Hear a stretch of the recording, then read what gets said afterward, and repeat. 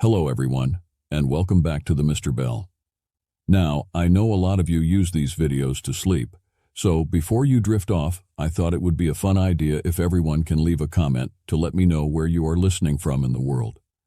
Also, like and subscribe if you're enjoying the episodes. Right, let's get comfy and relax and let's begin. I should have known something was wrong when the landlord wouldn't meet me at the house.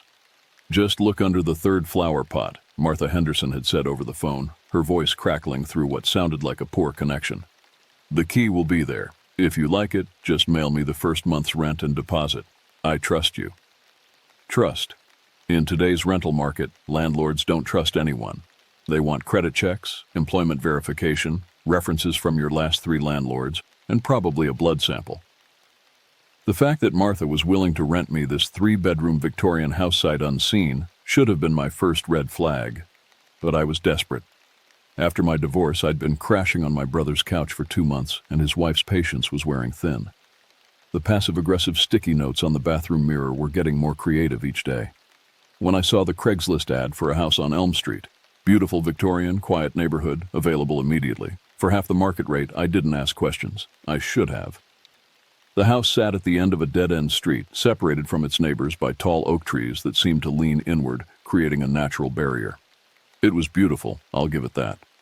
3 stories of weathered blue paint and white trim, with a wraparound porch and those classic Victorian gingerbread details. The kind of house that looked like it belonged in a Thomas Kinkade painting or a horror movie. I found the key exactly where Martha said it would be and let myself in. The interior was just as impressive as the exterior: hardwood floors, high ceilings, original crown molding. The furniture was all antique, the kind of pieces that probably cost more than my car. Persian rugs, a grandfather clock in the hallway, oil paintings of stern-looking people in old-fashioned clothing. The only modern touches were the updated kitchen and bathroom, and a new electrical box in the basement. Everything else felt frozen in time, as if the previous occupants had simply vanished one day, leaving everything exactly as it was. I walked through each room, my footsteps echoing in the emptiness. The master bedroom was on the 2nd floor, with tall windows that looked out over the backyard. The bed was a massive 4-poster made of dark wood, with sheets so white they seemed to glow in the afternoon light. In the corner sat an antique writing desk, its surface bare except for an old leather-bound journal. I picked it up, curious, and flipped through the pages. They were all blank except for the first page, where someone had written in faded black ink, "Some houses remember, some houses wait." I closed the journal quickly, feeling a chill run down my spine. Probably just some previous tenant's attempt at poetry. Nothing more. I spent the rest of the afternoon exploring, making mental notes of where I'd put my meager belongings. The house had everything I needed: furnished rooms, updated utilities, and most importantly, solitude. After months of sharing space with my brother's family, the idea of having an entire house to myself felt like luxury. As evening approached, I drove to the nearest grocery store to stock up on basics. The teenage cashier looked at my address when I paid with a credit card and gave me an odd look. "You moving into the Henderson place?" he asked. "Renting it," I corrected. "You know it?" He exchanged a glance with the bag boy, a kid who couldn't have been older than 16. "Everyone knows that house. It's been empty for like 2 years."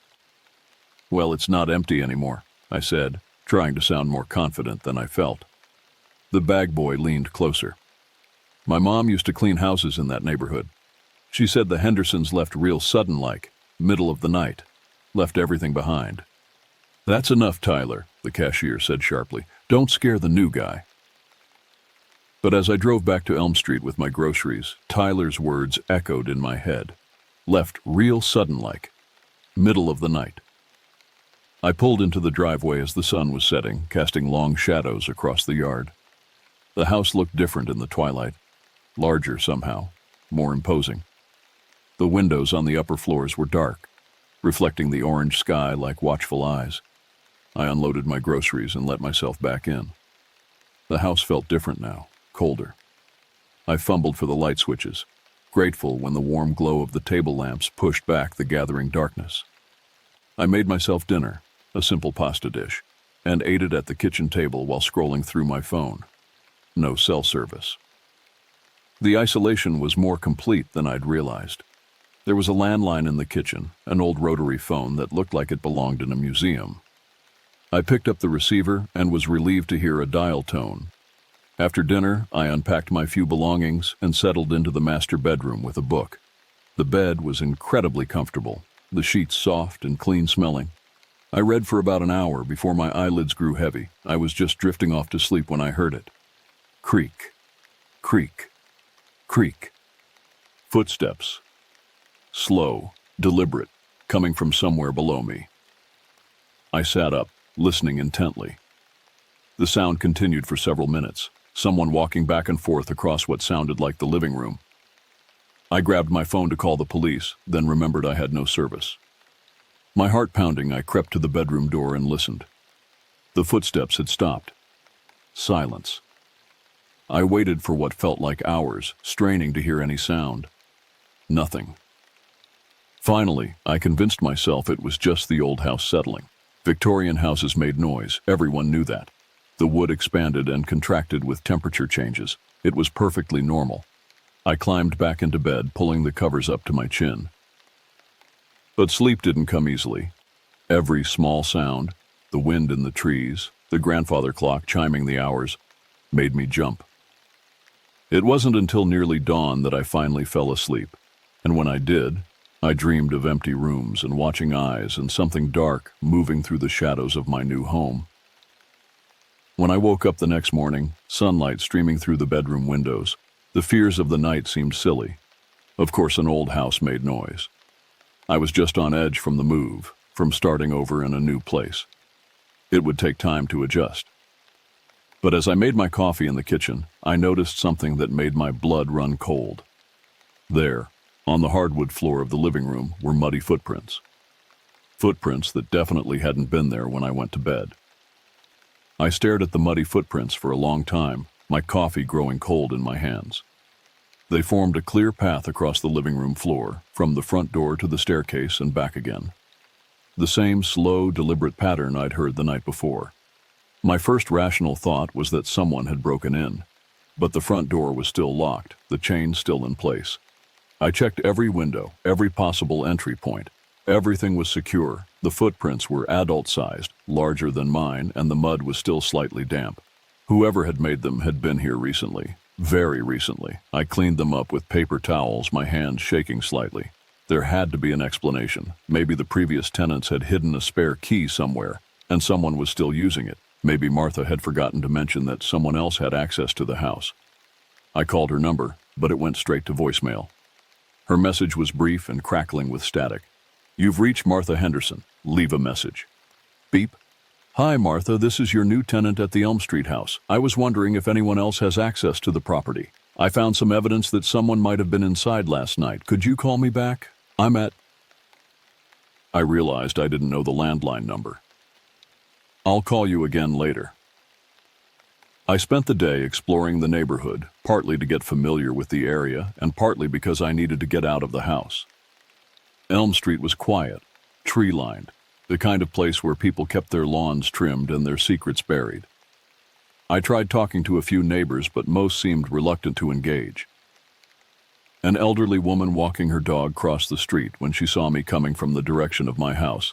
A man raking leaves in his yard gave me a polite nod, but quickly went back inside when I approached. Finally, I found someone willing to talk, Mrs. Chen, who lived 3 houses down. She was in her 70s, with kind eyes and a gentle demeanor. But even she seemed uncomfortable when I mentioned where I was staying. "The Henderson place," she said, shaking her head. I wondered when someone would finally rent it again. "Again? Oh yes, there have been others. Never lasted long, though. A week, maybe 2 at most." My stomach clenched. "What happened to them?" Mrs. Chen glanced around as if making sure we weren't overheard. "Strange things," she said quietly. "Noises at night. Things moving around. Some claimed they saw..." She trailed off. "Saw what?" "A man. Walking through the house. But the house was supposed to be empty." I felt the blood drain from my face. "What kind of man?" "Tall, thin, always wearing the same gray suit." Some of the renters said he never seemed to notice them at first, just walked his route through the house like he was still living there, but then she shuddered. Then what? Then he started paying attention. Mrs. Chen excused herself after that, hurrying back to her house with worried glances over her shoulder. I spent the rest of the day trying to process what she'd told me, a man in a gray suit, walking through the house like he still lived there. I thought about the muddy footprints, about the footsteps I'd heard the night before. By evening, I was seriously considering breaking my lease and losing my deposit. But where would I go? I couldn't go back to my brother's couch, and I couldn't afford first and last month's rent somewhere else. I was stuck. As darkness fell, I tried to prepare myself mentally. If someone was coming into the house at night, I needed to be ready. I moved a baseball bat I'd found in the closet to beside my bed. I checked and double-checked all the locks. I even propped a chair against the front door, hoping it would at least make noise if someone tried to enter. Then I settled in to wait. I didn't have to wait long. At 11:17 p.m., I heard the front door open. I sat bolt upright in bed, my heart hammering against my ribs. The chair I'd propped against the door hadn't made a sound. Somehow, impossibly, someone had entered the house without disturbing it. Creak, creak, creak. The footsteps began, slow and measured, the same pattern as the night before.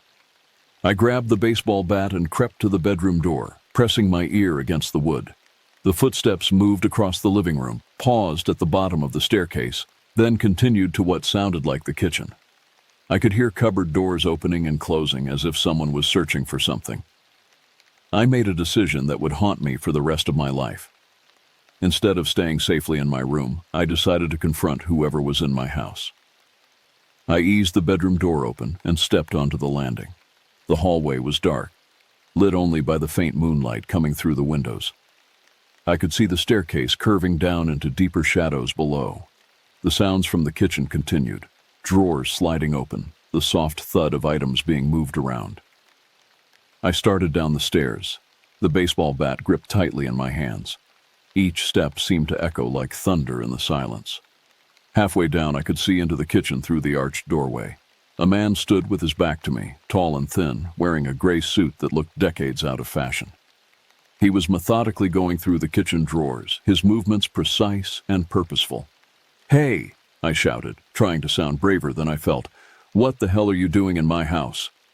The man stopped moving. Slowly, very slowly, he turned around. I will never forget that face as long as I live. It wasn't the face of someone who was simply trespassing. It was the face of someone who belonged there, someone who had always belonged there. His features were sharp and angular, his skin pale as moonlight.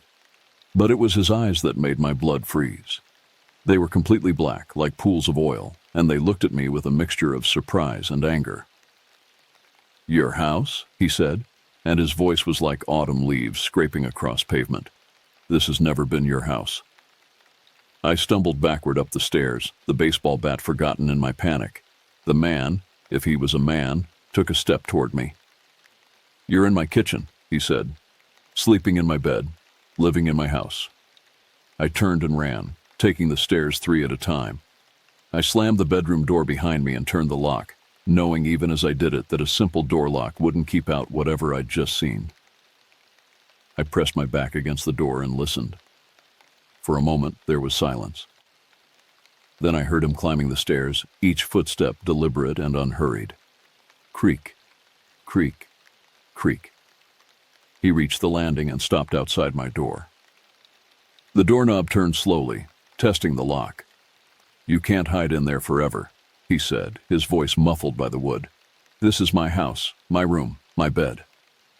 I grabbed my phone, hoping desperately for even one bar of service. Nothing. I was completely alone. The doorknob stopped turning, and I heard his footsteps move away down the hall. A door opened, one of the other bedrooms. Then another. He was searching the house, room by room. I spent the rest of the night huddled against the door, listening to him move through the house below me. Sometimes the sound stopped for long periods, and I would almost convince myself he was gone. Then they would start again. Footsteps, doors opening and closing, the soft scrape of furniture being moved. As dawn broke, the sounds finally stopped. I waited until full daylight before I dared to open my door. The house was empty, silent. But on the landing outside my room, there were muddy footprints leading from the stairs to my door and back again. And on my door, scratched deep into the wood, were 4 words that made my blood run cold. Get out of my house. I spent that morning packing everything I owned, which wasn't much. Whatever was happening in this house, I wanted no part of it. But as I threw my clothes into garbage bags, a thought kept nagging at me. Where would I go? I had nowhere else. No money for another place. No friends I could impose on long term. I was trapped, at least for now. Instead of leaving, I decided to arm myself with information. If something supernatural was happening here, there had to be a history. Houses don't just spontaneously develop ghosts. Something had to have triggered this. I remembered the journal I'd found in the desk drawer on my first day. When I pulled it out again, I noticed it felt heavier than before, as if more pages had somehow been added. I flipped through it carefully. The first page still contained that cryptic message. Some houses remember. Some houses wait. But now there were other entries, written in different handwriting, scattered throughout the previously blank pages. Day 3. The footsteps started again last night. Always the same pattern. Living room to kitchen to stairs, I've checked every door, every window. No one is getting in, but someone is definitely here. Day 7. I saw him today, tall man in a gray suit. He was standing in my bedroom when I woke up, just watching me sleep. When I turned on the light, he was gone. Day 12. Found my coffee cup moved 3 times today. I would set it down, turn around, and it would be somewhere else. He's playing games with me. Day 18. I know his name now. Edward Blackwood. I found old newspaper clippings in the basement. He built this house in 1887. Lived here alone for 40 years until he died in 1927. They found his body at the bottom of the basement stairs. Broken neck. Day 23. He's getting angry. Things are getting violent. My bedroom door was ripped off its hinges last night. The message he scratched in the wood is getting deeper each day. Day 26. I can't leave. Every time I try to pack, I find my belongings unpacked again. He won't let me go. This is his house. He's made that very clear. Line 30. I understand now. He doesn't just want me to leave, he wants me to stay. Forever. To keep him company. The other renters, the ones who disappeared. I don't think they left. I think they're still here somewhere. I can hear them sometimes, whispering in the walls. The last entry was dated just 2 weeks ago. Day 35. If someone finds this journal, get out. Get out now. Don't try to understand. Don't try to reason with him. Edward Blackwood died in this house, but he never left. And now he collects people. We're his prisoners, his companions for eternity. The basement. Check the basement. You'll understand, but by then it will be too late. My hands were shaking as I closed the journal. The basement. I had to check the basement. The door to the basement was in the kitchen, hidden behind what looked like a pantry door. I'd noticed it on my first day, but hadn't bothered to explore. Now, armed with a flashlight I'd found in one of the kitchen drawers, I descended the narrow wooden stairs. The basement was unfinished, with stone walls and a dirt floor. The air smelled musty and old, with an underlying odor that made my stomach churn. In one corner stood an old furnace, and along the walls were shelves filled with mason jars and old tools. But it was the far corner that made my blood freeze. There, arranged in a neat row against the wall, were 5 sleeping bags, each one occupied. I could see the shapes of people inside them, completely still. I approached slowly, my flashlight beam shaking. The first sleeping bag was partially unzipped, and I could see a woman's face inside. Her skin was pale, almost translucent, and her eyes were closed. But her chest wasn't moving. She wasn't breathing. The second bag contained a young man, probably in his 20s. The same pale skin, the same unnatural stillness. The third was an older man with gray hair. The fourth, a teenage girl. The fifth bag was empty but unzipped, as if waiting for its next occupant. I stumbled backward, my mind reeling. These were the other renters, the ones who had disappeared. Edward Blackwood hadn't just been scaring people away. He'd been collecting them. keeping them here in his basement like some kind of twisted museum. I ran up the stairs, slamming the basement door behind me. I had to get out. I didn't care if I had nowhere to go. I'd live in my car if I had to. Anything was better than ending up in that basement. But as I reached the front door, I found it wouldn't open. The deadbolt turned, but the door remained firmly shut, as if it was sealed from the outside. I ran to the back door. Same thing. The windows were stuck fast, no matter how hard I pulled at them. I was trapped. Finally figured it out, did you? I spun around. Edward Blackwood stood in the kitchen doorway, still wearing his gray suit, still watching me with those horrible black eyes. You shouldn't have gone down there, he said, stepping into the living room. Now you know too much. Let me go, I said, trying to keep my voice steady. I'll leave and never tell anyone, I swear. He smiled, and it was the most terrifying expression I'd ever seen. Oh, but I don't want you to leave. I've been alone in this house for so long. The others, they keep me company, but they're not very good conversationalists anymore. You seem different, stronger, you might last longer. What do you want from me? I want you to stay, forever. This is my house and I decide who gets to leave. He took another step closer. The others fought at first too, but eventually they all accepted their fate. You will too. You're dead, I said desperately. You died in 1927. You don't belong here anymore. His expression darkened. I built this house with my own hands, every board, every nail. This house is part of me, and I am part of it. Death means nothing when you're anchored to a place like this. He was close enough now that I could smell him, the musty odor of old clothes and something else, something rotten and sweet. The basement is comfortable, he said. The others will tell you if they could. You'll sleep peacefully there, dream pleasant dreams. And I'll finally have the company I've been craving for almost a century. I looked around frantically for a weapon, for an escape route, for anything. My eyes fell on the grandfather clock in the hallway. Its pendulum swung back and forth with hypnotic regularity. An idea formed in my mind. A desperate, probably suicidal idea, but it was all I had. You said this house is part of you, I said. Every inch of it. Then what happens if the house is destroyed? His confident smile faltered slightly. What do you mean? Instead of answering, I ran toward the kitchen.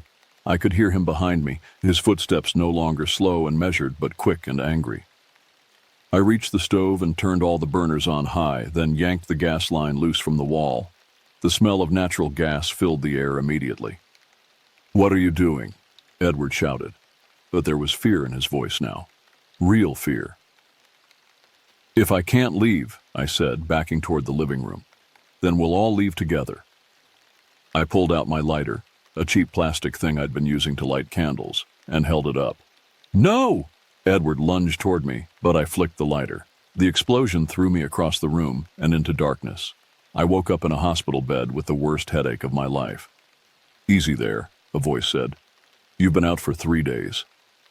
I turned my head, wincing at the pain, and saw a woman in scrubs standing beside my bed. According to her badge, her name was Janet, and she was my nurse. What happened? I croaked. My throat felt like sandpaper. Gas explosion, she said, checking my chart. Lucky to be alive. The fire department said it's a miracle you made it out. The house, gone. Burned to the foundation. Good thing, too, from what I heard. That old place was a death trap. She gave me a concerned look. Do you remember what happened? The fire inspector said it looked like someone deliberately loosened a gas line. I closed my eyes, trying to piece together my memories. The basement, the sleeping bags, Edward Blackwood's face in the flickering light of my lighter. I don't remember much, I lied. I must have smelled gas and tried to fix it myself. Stupid mistake. Well, you won't be making that mistake again. The whole block could have gone up if the fire department hadn't gotten there so fast. Over the next few days, as I recovered from my burns and smoke inhalation, I learned more about what had happened. The explosion had been massive, leveling not just the Victorian house but damaging several neighboring properties. The fire had burned for hours before they could get it under control. Mrs. Chen came to visit me on my 4th day in the hospital. She brought flowers and a worried expression. I should have warned you more specifically, she said, settling into the chair beside my bed. I knew that house was trouble, but I never imagined. It's not your fault, I said. You tried to warn me. The police found something in the basement, she said quietly. Bodies, 5 of them. They think they've been there for years. I nodded, trying to look surprised. The other renters? That's what they're thinking. They're running DNA tests, trying to identify them. The strange thing is, they all looked preserved somehow, like they'd just fallen asleep. I shivered, remembering the pale faces in the sleeping bags. There's something else, Mrs. Chen said. They never found Martha Henderson, the landlord. Turns out she died 2 years ago. Her lawyer says the house should have been sold to settle her estate, but somehow it kept getting rented out. He has no idea who was collecting the rent money or screening tenants. My blood went cold. Then who was I talking to on the phone? Mrs. Chen shrugged. That's what everyone's trying to figure out. After she left, I lay in my hospital bed thinking about the implications. If Martha Henderson had been dead for 2 years, who had I been paying rent to? Who had answered my calls? The voice on the phone had been real. I was sure of that. But if it wasn't Martha Henderson? I didn't want to think about the answer. The police came to question me several times. Detective Morrison was a kind but persistent man in his 50s who seemed genuinely concerned about my well-being, but his questions made me uncomfortable. The fire inspector says the gas line was definitely loosened intentionally, he said during one visit. Can you think of any reason why someone would want to destroy that house? Maybe whoever was living there before me was trying to cover their tracks, I suggested. If they killed those people. That's what we thought too, Detective Morrison said. But there's no evidence anyone else was in the house that night, just you. I told you I don't remember much. The head injury. Right. He made a note in his file. The thing is, we can't figure out how you survived. You were found 20 feet from the blast center, outside the house, but all the doors and windows were locked from the inside. The fire department had to break them down to get in. I had no answer for that. I remembered the explosion, remembered being thrown across the room, but I had no memory of getting outside. Maybe Edward Blackwood had saved me in his final moments. Maybe the blast had somehow thrown me clear through a window. Or maybe something else entirely had happened. Detective Morrison asked about the journal too. They'd found it in the ruins, somehow mostly intact despite the fire. The handwriting analysis showed it had been written by at least 6 different people, spanning several years. The last entry was written by someone named David Chen, he said. Any idea who that might be? I shook my head, though I remembered the name from one of the entries. David had been the one who figured out Edward Blackwood's identity. He'd also been the one who warned about checking the basement. We're thinking he might be one of the victims, Detective Morrison continued. The timeline matches up. But here's the weird thing. According to Mrs. Chen, David was her nephew. He came to stay with her 3 years ago while he was job hunting. One day he just disappeared, never came back, never called. She filed a missing person report, but there were no leads. Maybe he's one of the bodies you found. Maybe. We should know for sure once the DNA results come back. He closed his file. I have to ask, did you ever see or hear anything unusual in that house? Anything that might explain what happened to those people? I thought about Edward Blackwood's pale face in the candlelight, about the footsteps in the night, about the scratched message on my bedroom door. No, I said, nothing unusual. Detective Morrison looked like he wanted to ask more questions, but a nurse came in to check my vitals and he left. I was glad. I was running out of lies. I was released from the hospital a week later with nowhere to go. The explosion had made the local news, and several people had started a fund to help me get back on my feet. It wasn't much, but it was enough for a cheap motel room while I figured out my next move. My brother picked me up from the hospital. He was quiet during the drive, stealing glances at me like he was trying to figure out if I was telling the truth about what had happened. You sure you're okay? He asked as we pulled into the motel parking lot. I'm fine. Just need some time to process everything. If you need anything, I know. Thanks. But as he drove away, I realized I wasn't fine. Every time I closed my eyes, I saw Edward Blackwood's face. Every unexpected sound made me jump. I'd escaped his house, but I hadn't escaped him. And late that night, as I lay in my motel bed listening to the traffic outside, I heard something that made my blood freeze. Creak, creak, creak. Footsteps, slow and measured, moving back and forth across the room above me. I grabbed my phone and called the front desk. "Is anyone staying in the room above mine?" I asked. There was a pause while the night clerk checked. "No, sir. That room's been vacant for weeks." I hung up and listened. The footsteps continued for another hour, then stopped. The next morning I checked out and found a different motel across town. But that night, the footsteps started again. Room above me, same pattern, same slow, deliberate pace. It took me 3 more moves to accept the truth. Edward Blackwood's house was gone, but Edward Blackwood wasn't. He'd found a new house to haunt. Mine. 6 months later, I was living in my car. Not because I was broke, though money was tight. Not because I couldn't find housing, though my credit had taken a hit after breaking so many leases. I was living in my car because it was the only place Edward Blackwood couldn't follow me. At first, I'd thought I could outrun him. Every time the footsteps started, every time I glimpsed his tall figure in my peripheral vision, I packed up and moved. Apartments, motel rooms, even a friend's spare bedroom, it didn't matter. Within a day or two, he would find me. He was getting stronger, too. At first, it had just been footsteps and glimpses. Then objects started moving. My coffee cup would slide across tables. Books would fall off shelves. Doors would slam shut when there was no wind. The final straw came when I was staying in a furnished apartment downtown. I'd been there for 3 days without incident and was starting to hope I'd finally lost him.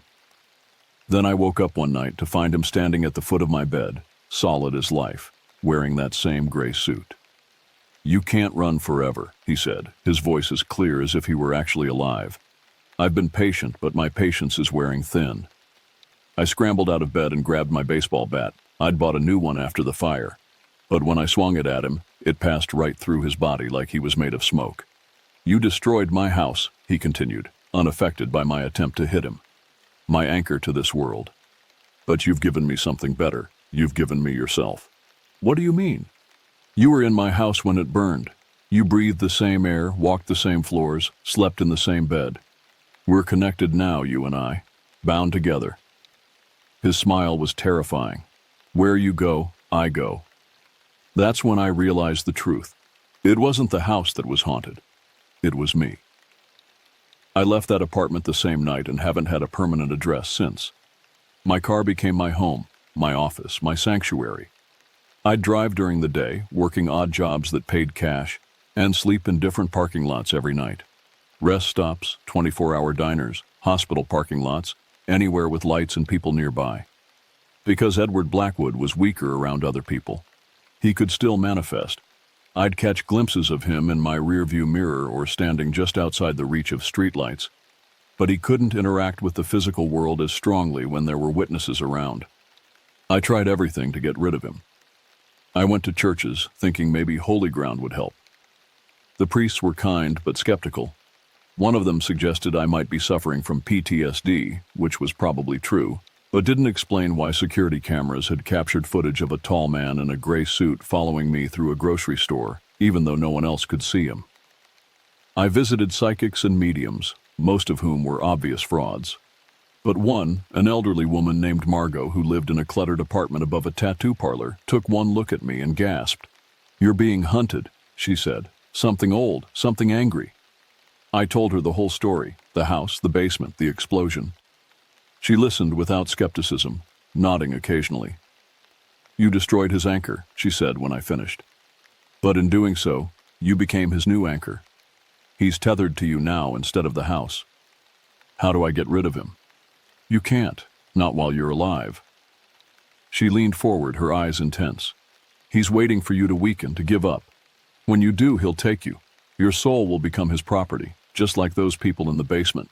So I'm screwed. Not necessarily, there might be a way." She disappeared into another room and came back with an old leather-bound book.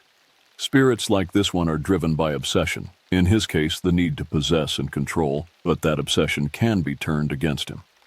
She showed me a passage in the book, written in Latin with an English translation below. It described a ritual called the binding of the persistent dead.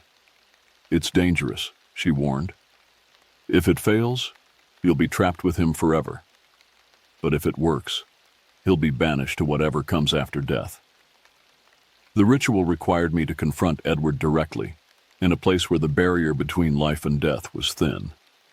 It had to be at night, during the new moon, and I had to be alone. Most importantly, Margot said, you have to be willing to die. The ritual only works if you're prepared to sacrifice your life to banish him. That's the only way to break the connection between you. I took the book and thanked her. But as I left her apartment, I wasn't sure I had the courage to go through with it. The ritual might banish Edward Blackwood, but it would almost certainly kill me in the process. I spent 2 more weeks living in my car, thinking about Margot's words. Edward was getting stronger. He could maintain his physical form for longer periods now, and he was starting to affect other people. A waitress at a diner where I'd stopped for coffee had suddenly collapsed, gasping that she couldn't breathe, right after Edward had walked past her table. A mechanic who'd been helping me with my car had suffered a heart attack moments after Edward had appeared beside him. I was putting innocent people at risk by being around them. The new moon was 3 days away. I found an isolated cemetery about 50 miles outside the city, Restwood Memorial, established in 1889. Old enough to have thin boundaries, isolated enough that I wouldn't endanger anyone else. I spent those 3 days preparing. I bought supplies for the ritual, candles, salt, an iron knife. I wrote letters I'd never send to my ex-wife, to my brother, to the parents who'd died years ago. I tried to make peace with the idea that I was going to die. On the night of the new moon, I drove to Restwood Memorial and parked near the oldest section. The cemetery was surrounded by a high iron fence, but I found a place where the bars were bent enough to squeeze through. I walked among the weathered headstones until I found what I was looking for, a mausoleum old enough and decrepit enough to serve as a gateway. According to Margot's instructions, I needed to perform the ritual in a place where someone had been buried for at least a century. The mausoleum belonged to the Ashford family, with death dates ranging from 1891 to 1923. Perfect. I set up the ritual circle according to the book's directions, using salt to create a boundary and placing candles at specific points. Then I sat in the center and waited. I didn't have to wait long. Edward Blackwood materialized at the edge of the circle more solid than I'd ever seen him. His gray suit looked freshly pressed, his hair perfectly combed, but his black eyes burned with fury. "You think this will work?" he said. "You think you can banish me with some parlor tricks and old superstitions?" "I think I can try," he laughed, a sound like breaking glass. "I've been dead for almost a century. I've learned things about the nature of existence that you can't even imagine. This little ritual of yours is meaningless." I opened the book and began to read the Latin incantation. The words felt strange on my tongue, ancient and powerful. As I spoke them, the candles flickered and the temperature dropped. Edward's confident expression faltered slightly. "Stop," he commanded. I continued reading. The wind picked up, swirling around the cemetery with unnatural force. The salt circle began to glow with a faint blue light. I said, "Stop." Edward stepped toward the circle, but the salt boundary repelled him like an invisible wall. I reached the midpoint of the incantation. According to the book, this was where I had to make the choice: continue with the ritual and die, or stop and remain his prisoner forever. I looked at Edward Blackwood's furious face and thought about the people in his basement, about the waitress who'd collapsed, about the mechanic who'd had a heart attack, about all the innocent people who would suffer if I let him continue to exist. I kept reading. The iron knife in my hand grew hot, almost too hot to hold. The book said I had to cut my palm and let the blood fall on the salt circle. My blood, freely given, would power the banishment. But it would also open a direct connection between my life force and Edward's essence. The ritual would drain both of us, sending him to whatever awaited him after death and taking me along for the ride. "Please," Edward said, and for the first time I heard fear in his voice. "Don't do this. We can coexist. I'll leave you alone, I swear it." "Like you left the others alone?" "They were weak. You're strong. You could help me. Together we could—" I drew the knife across my palm. Blood welled up immediately, dark in the candlelight. I held my hand over the salt circle and let it drip. The moment my blood touched the salt, everything changed. The blue glow became blinding. The wind turned into a hurricane, tearing at my clothes and hair. Edward Blackwood screamed, a sound of pure anguish that seemed to come from everywhere at once. I felt my life draining away, flowing out of me like water from a broken dam. But I also felt something else leaving, a cold, dark presence that had been clinging to my soul for months. Edward's form began to fade, becoming transparent. "This isn't over," he gasped. "Even if you banish me, you'll still die.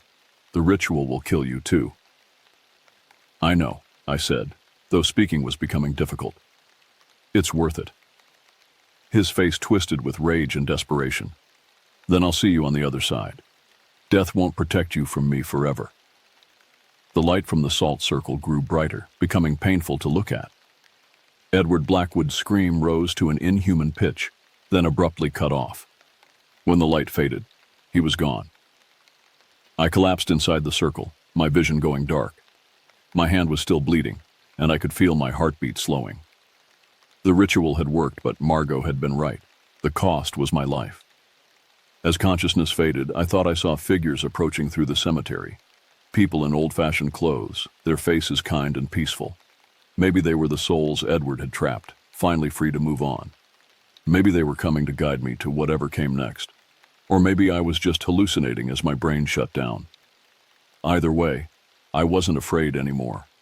Edward Blackwood was gone, banished to whatever hell awaited those who refused to accept death. He would never hurt anyone again. And I was finally free. From the files of Detective Morrison, dated 6 months later. The cemetery groundskeeper found him the next morning, sitting peacefully against the Ashford mausoleum. No signs of violence, no obvious cause of death. The medical examiner ruled it a heart attack, probably brought on by stress and exposure to the cold. We never did figure out what he was doing in Restwood Memorial that night. His car was parked outside the fence, and there was evidence he'd been living in it for weeks. Some kind of homeless situation, probably mental health related. The strange thing was the circle of salt around his body, perfectly drawn with the remains of melted candles at specific points. And his palm had been cut. Not deep enough to be fatal, but fresh enough that he'd done it shortly before death. Mrs. Chen from Elm Street attended his funeral, said she felt responsible, like she should have tried harder to warn him about that house. But what could she have warned him about? Gas leaks? Structural problems? The official report on the Elm Street fire concluded that faulty wiring had caused a gas leak, which the victim had noticed and attempted to fix himself. The explosion was accidental, brought on by his own well-meaning but dangerous actions. The 5 bodies found in the basement were identified through DNA analysis. They were all people who had rented the house at various times over the past 3 years, all reported missing by their families. The investigation concluded that Martha Henderson's death had allowed someone else to take over the rental process, probably to use the isolated house for criminal purposes. We never found out who that someone was.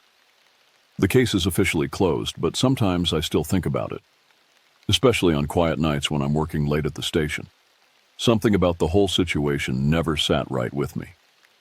Maybe it was the way all the witnesses described the same thing, a tall man in a gray suit who never seemed to notice them. Or the fact that the house had been empty for months before the first victim moved in, but neighbors reported seeing lights and movement inside. Or maybe it was the journal we found in the ruins. The handwriting analysis confirmed it was written by the victims, but some of the entries described events that hadn't happened yet, as if they were writing about the future instead of the past. I keep a copy of that journal in my desk drawer. Sometimes I read through it when I can't sleep. There's one entry that particularly bothers me, written in the victim's handwriting but dated 3 days after his death. The binding worked, but death isn't the end. I can see him sometimes in the spaces between light and shadow, still wearing that gray suit, still angry. The barrier between worlds is thin in places, and obsession is a powerful force. I may have banished Edward Blackwood from the realm of the living, but I didn't destroy him, and now we're both trapped on the other side, locked in an eternal struggle. If you're reading this, if you found this journal, then you're in danger. Because Edward Blackwood is learning new ways to reach across the void. He's not done collecting souls. And next time, he won't need a house to anchor him. All he'll need is someone foolish enough to read his story. I know it's impossible. Dead men don't write in journals. But every time I read those words, the temperature in my office drops a few degrees. And sometimes, just sometimes, I catch a glimpse of a tall figure in a gray suit standing in the hallway outside my door. I've been thinking about burning the journal, but I'm afraid of what might happen if I do. After all, some fires don't destroy. Sometimes they just set things free.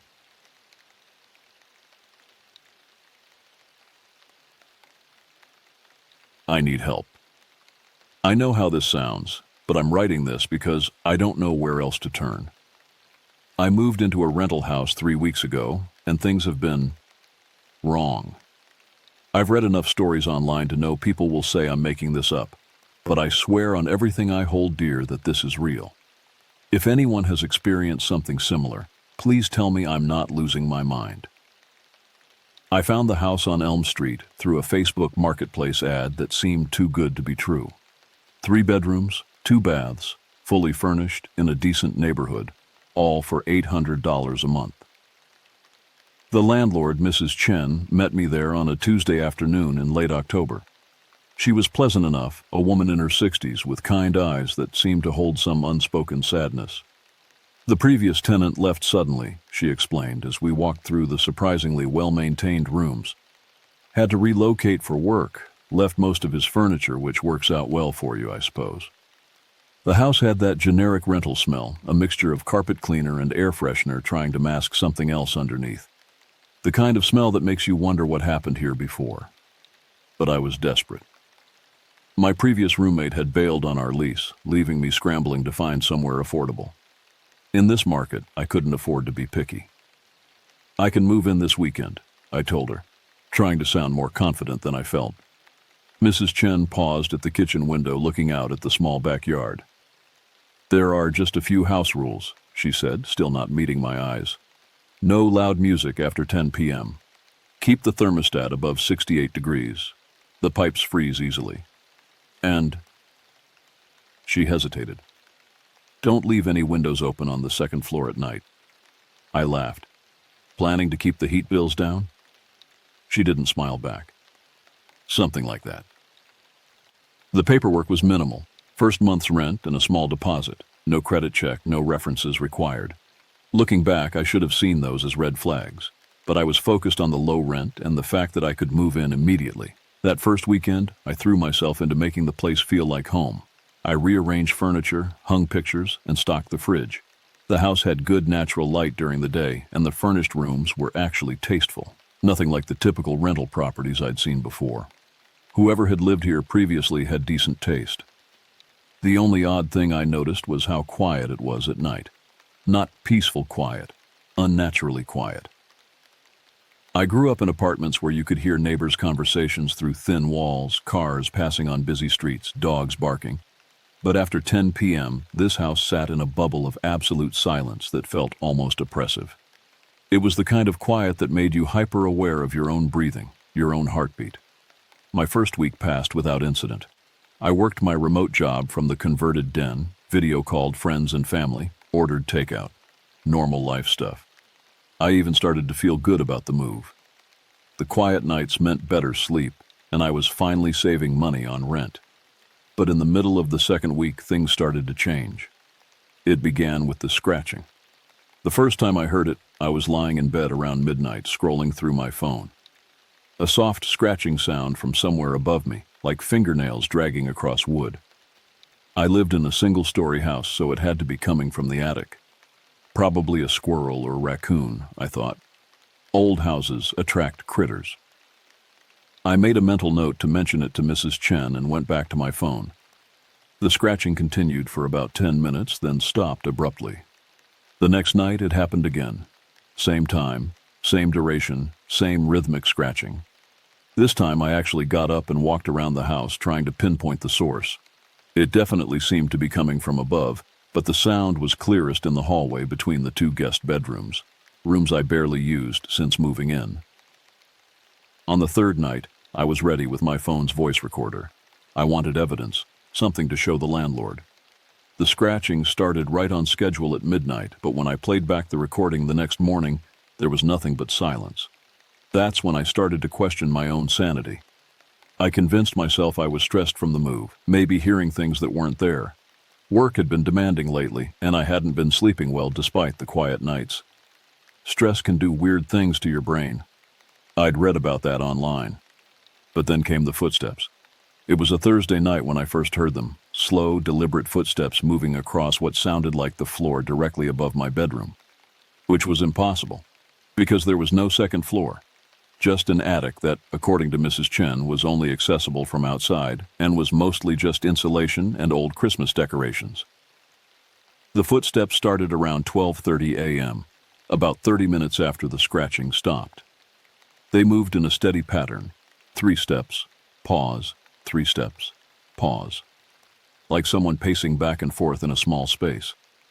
The sound was muffled but definitely present, the kind of footsteps you'd hear from an upstairs neighbor in an apartment building. I lay in bed, staring at the ceiling, tracking the movement.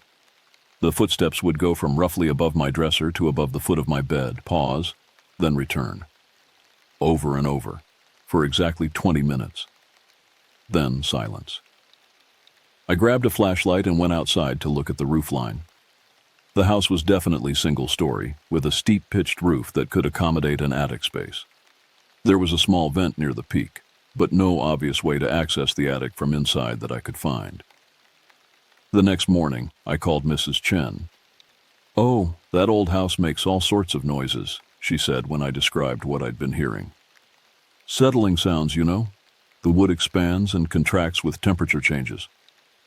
"But it's so regular," I insisted, "like someone walking around up there." There was a long pause. "I can send someone to check the attic if you're concerned. Though I should warn you, the last tenant mentioned similar noises." "What happened to the last tenant?" I asked. "You said he left for work, but—" "I'll send my handyman over this weekend," she interrupted. "Don't worry about it too much. Old houses are just noisy." But I was worried about it, more than I wanted to admit. That night I decided to stay awake and document everything. I set up my laptop on the kitchen table with a clear view of the hallway, turned on the voice recording app, and waited. Midnight came and went. No scratching.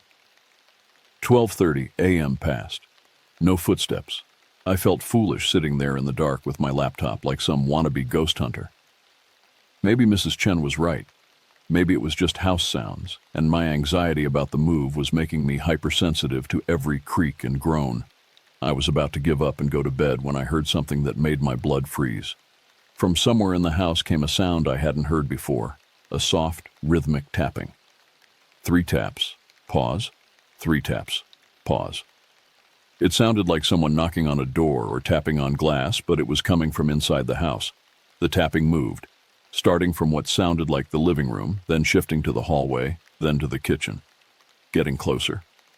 I sat perfectly still, barely breathing, as the sound continued its circuit around the first floor. When it reached the kitchen, I could tell it was coming from the walls themselves, as if someone was inside them, knocking to get out. The tapping stopped directly behind where I was sitting. I didn't move for the next 3 hours. When dawn finally broke, I checked my laptop. The recording showed only silence, but I know what I heard.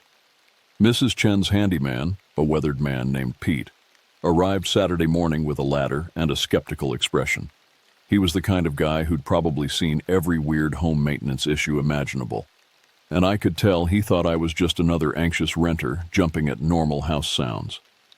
"Let's take a look at this attic," he said, setting up his ladder against the side of the house. "Though I gotta warn you, there's usually not much up there but dust and maybe some old insulation." I watched from below as he pried open the small access panel near the roof's peak. The opening was barely large enough for a person to squeeze through, and even then, only someone fairly small could navigate the cramped space. Pete shined his flashlight around inside, then stuck his head up through the opening. After a few minutes, he climbed back down, dusting off his hands. "Well, there's definitely something interesting up there," he said, which wasn't what I was expecting to hear. My heart started racing. "What do you mean?" "Someone's been up there recently. Real recently. The dust is all disturbed, like someone's been crawling around, and there's some personal items, looks like camping gear maybe, a sleeping bag, some clothes, food containers." I felt the color drain from my face. "Someone's been living in my attic?" Pete shrugged. Looks that way. Probably some homeless guy who figured out how to get in and out without being noticed. Happens more often than you'd think, especially in rental properties between tenants. The relief was overwhelming. A real logical explanation for everything I'd been experiencing. Not ghosts or psychological breaks, just an unwanted house guest who'd been sneaking around while I slept. "Can you get him out?" I asked. "Already gone, from the looks of it. The sleeping bag was rolled up neat, and there's no fresh food containers. Whoever it was probably moved on when they realized you'd moved in." Pete loaded his ladder back into his truck. "I'd recommend getting some motion sensor lights installed around the perimeter. Maybe trim back those big bushes near the house. Makes it harder for people to access the roofline undetected." I thanked Pete and immediately called Mrs. Chen to report the findings. She sounded relieved too. "Oh good, that explains it then," she said. "I was wondering if we might have had a squatter situation. It's been happening more frequently in some neighborhoods. I'll have Pete come back and secure that attic access better." For the first time in a week, I felt like I could breathe normally. The mysterious sounds had a rational explanation. I wasn't losing my mind, and there was nothing supernatural about my new home. Just an unfortunate coincidence that someone had been using the space before I moved in. That night, I actually slept well for the first time since arriving. No scratching, no footsteps, no mysterious tapping. Just blissful silence. But my relief was short-lived. On Monday night, the sounds returned. It started with the familiar scratching at midnight, but this time it seemed more agitated, faster, more frantic, like claws desperately trying to dig through something. I lay in bed listening, telling myself it was probably just a different animal that had moved into the attic after the previous occupant left. Then came the footsteps, but they were different too. Instead of the slow, measured pacing I'd heard before, these footsteps were irregular, sometimes quick and light, sometimes heavy and deliberate. They no longer followed the predictable pattern of 3 steps and pause. Now they wandered erratically across the ceiling, pausing at random intervals, sometimes breaking into what sounded almost like running. At 12:45 a.m., the tapping started. But instead of the rhythmic 3-tap pattern, it was chaotic, rapid tapping that moved frantically around the walls, as if something was trapped and trying to find a way out. I grabbed my phone and called Pete's number, which Mrs. Chen had given me. "Someone's back up there," I said when he answered, sounding groggy. "The noises are back, but worse. You need to come check again." "At 1 in the morning?" Pete asked. "Look, kid, I sealed up that access panel pretty good. Unless someone has a ladder and some serious determination, there's no way to get back up there." "Then what am I hearing?" There was a long pause. "Could be animals. Sometimes when you disturb their space, they come back more aggressive-like. Or maybe there's a second access point we didn't find. Can you come check tomorrow?" "Sure, but I'm telling you, I sealed it up tight." The next morning, Pete returned and confirmed what he'd said. The access panel was still securely fastened, no signs of tampering. He did a more thorough inspection of the roofline and found no other possible entry points. "Could be rats," he suggested. "Sometimes a big infestation can sound like footsteps, especially if they're running around in the walls or between floors. You might want to call an exterminator." I scheduled an exterminator for Thursday, but deep down, I knew rats didn't explain what I was hearing. Rats don't walk in measured patterns. They don't tap rhythmically on walls. And they definitely don't make sounds that stop recording when you try to capture them. Wednesday night, I decided to take a more aggressive approach. Instead of lying in bed listening passively, I was going to investigate in real time. I set up a camera in the hallway pointing toward the ceiling, another in the kitchen, and kept my phone ready to record. At midnight, the scratching began right on schedule. I got up immediately and went to the hallway, standing directly below where the sound seemed to originate. The scratching was definitely coming from above, but it sounded closer than an attic should be, more like it was just inches above the drywall ceiling. I reached up and pressed my hand against the ceiling. The scratching stopped instantly. I waited, hand still pressed against the ceiling, barely breathing. Then I felt it. A gentle pressure pushing back against my hand from the other side of the ceiling, like someone pressing their palm against mine through the drywall. I jerked my hand away and stumbled backward. The scratching resumed immediately, but now it sounded angry, more violent and frantic than before.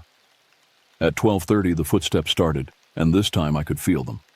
Subtle vibrations through the ceiling that made the light fixture in the hallway sway slightly. I watched the fixture, timing the vibrations with the sounds. They matched perfectly. Something substantial was moving around up there. Something that weighed enough to make the ceiling flex and fixtures move. I grabbed a chair from the kitchen and positioned it in the hallway, standing on it to get as close to the ceiling as possible. The footsteps continued their erratic pattern, sometimes passing directly over my head. When they did, I could feel a slight temperature drop, as if something cold was moving just inches above me. At exactly 12:50, everything stopped. The scratching, the footsteps, even the subtle vibrations. Complete silence returned, leaving me standing on a chair in my hallway at 1 a.m, questioning my sanity once again. I checked the recordings the next morning. The cameras showed me standing alone in empty hallways, pressing my hand against the ceiling, balancing on a chair and looking up at nothing. No mysterious shadows, no anomalies, nothing that would explain what I'd experienced. But there was something in one of the videos that made my stomach drop. In the kitchen camera footage, at exactly 12:47 a.m., I could see myself in the background standing on the chair in the hallway. But there was something else visible at the edge of the frame, a shadow moving across the kitchen wall that didn't correspond to anything in the room. The shadow moved smoothly from right to left, paused near the window, then moved back. It was clearly the shadow of a person walking past the kitchen, but I was the only person in the house, and I was standing motionless in the hallway the entire time. I played the segment over and over, trying to find a rational explanation. Could it have been car headlights casting shadows through the kitchen window? A neighbor walking past outside? But the more I watched it, the more convinced I became that the shadow was cast from inside the house. The angle was wrong for external light sources, and it moved too smoothly and deliberately to be random. That's when I started researching the house's history. What I found kept me awake for the rest of the week. The county records website became my obsession. I spent hours digging through property histories, tax records, and public documents, trying to piece together the story of 1247 Elm Street. What I discovered was far more disturbing than mysterious house guests or pest problems. The house was built in 1987 by a family named the Hendersons, who lived there for nearly 15 years before selling. After that, it changed hands every few years, never staying with the same owner for long. But it was the rental history from the past 5 years that caught my attention. In 2019, a graduate student named Marcus Webb had rented the house. According to police reports I found through a local news database, Marcus had called 911 17 times over a 3-month period, reporting intruders in the attic, strange noises throughout the night, and evidence of someone living in the walls. Each time, police responded and found no signs of break-ins or disturbances. The final police report, dated December 15, 2019, noted that officers responded to a call about screaming and banging coming from inside the walls. When they arrived, they found the house empty. Marcus Webb's belongings were still there, including his wallet, phone, and car keys, but Marcus himself was gone. He was never found. The house sat empty for 8 months before Mrs. Chen purchased it as an investment property. Her first tenant lasted 6 weeks before breaking the lease early, citing uninhabitable conditions due to noise disturbances. The second tenant, a young couple, made it 3 months before leaving suddenly in the middle of the night, forfeiting their security deposit. The third tenant was David Kim, a freelance graphic designer who, according to his social media posts, had been excited about finding such an affordable place in a good neighborhood. His Facebook posts from the first week were typical new apartment content. Photos of his setup, jokes about moving boxes, gratitude for helpful friends. But his posts from the following weeks told a different story. Anyone else get paranoid living alone sometimes, feeling like you're not actually alone even when you know you are? Serious question, can stress make you hallucinate sounds, asking for a friend? Having trouble sleeping lately. Old houses are noisy AF. His final post was from 6 weeks ago. I can't take this anymore. Whatever is in this house, it's not just noises. I'm getting out. If anyone knows Mrs. Chen, who owns the rental on Elm Street, tell her she needs to do something about this situation. David's social media went silent after that post. But I found his name in a police report dated exactly 5 weeks ago, a missing person report filed by his sister when he failed to show up for their mother's birthday dinner and stopped answering his phone. David Kim was also never found. According to the police report, his belongings were discovered neatly packed in boxes, as if he'd been preparing to move out. His car was in the driveway, keys on the kitchen counter. No signs of struggle, no indication of where he might have gone. The house had sat empty for exactly 1 week before I found the Facebook Marketplace ad. I had moved into a house where at least 2 previous tenants had vanished without a trace, both after reporting the same kinds of disturbances I was now experiencing. I needed to talk to Mrs. Chen immediately. I called her number, but it went straight to voicemail. I left a message explaining what I'd discovered and asking for an urgent callback. When I didn't hear back within a few hours, I decided to find her address and visit in person. The property management company address on my lease led to a small office in a strip mall.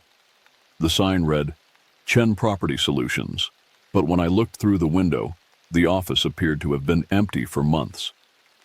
Dust covered the desk, and there were old moving boxes stacked in the corner. I asked in the neighboring shops, but no one had seen Mrs. Chen in weeks. The guy at the phone repair shop said the property management office had been coming and going for the past few months, sometimes open, sometimes abandoned. That evening I tried calling Pete, the handyman, but his number had been disconnected. I was starting to feel like I was in some kind of elaborate trap. That night, I didn't wait for midnight.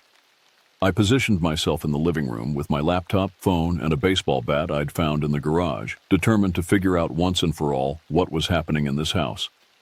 At 11:45 p.m., I heard something I'd never heard before, a soft sliding sound, like something being dragged across the floor above.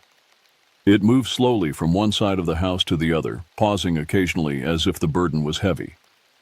Then, at exactly midnight, the familiar scratching started.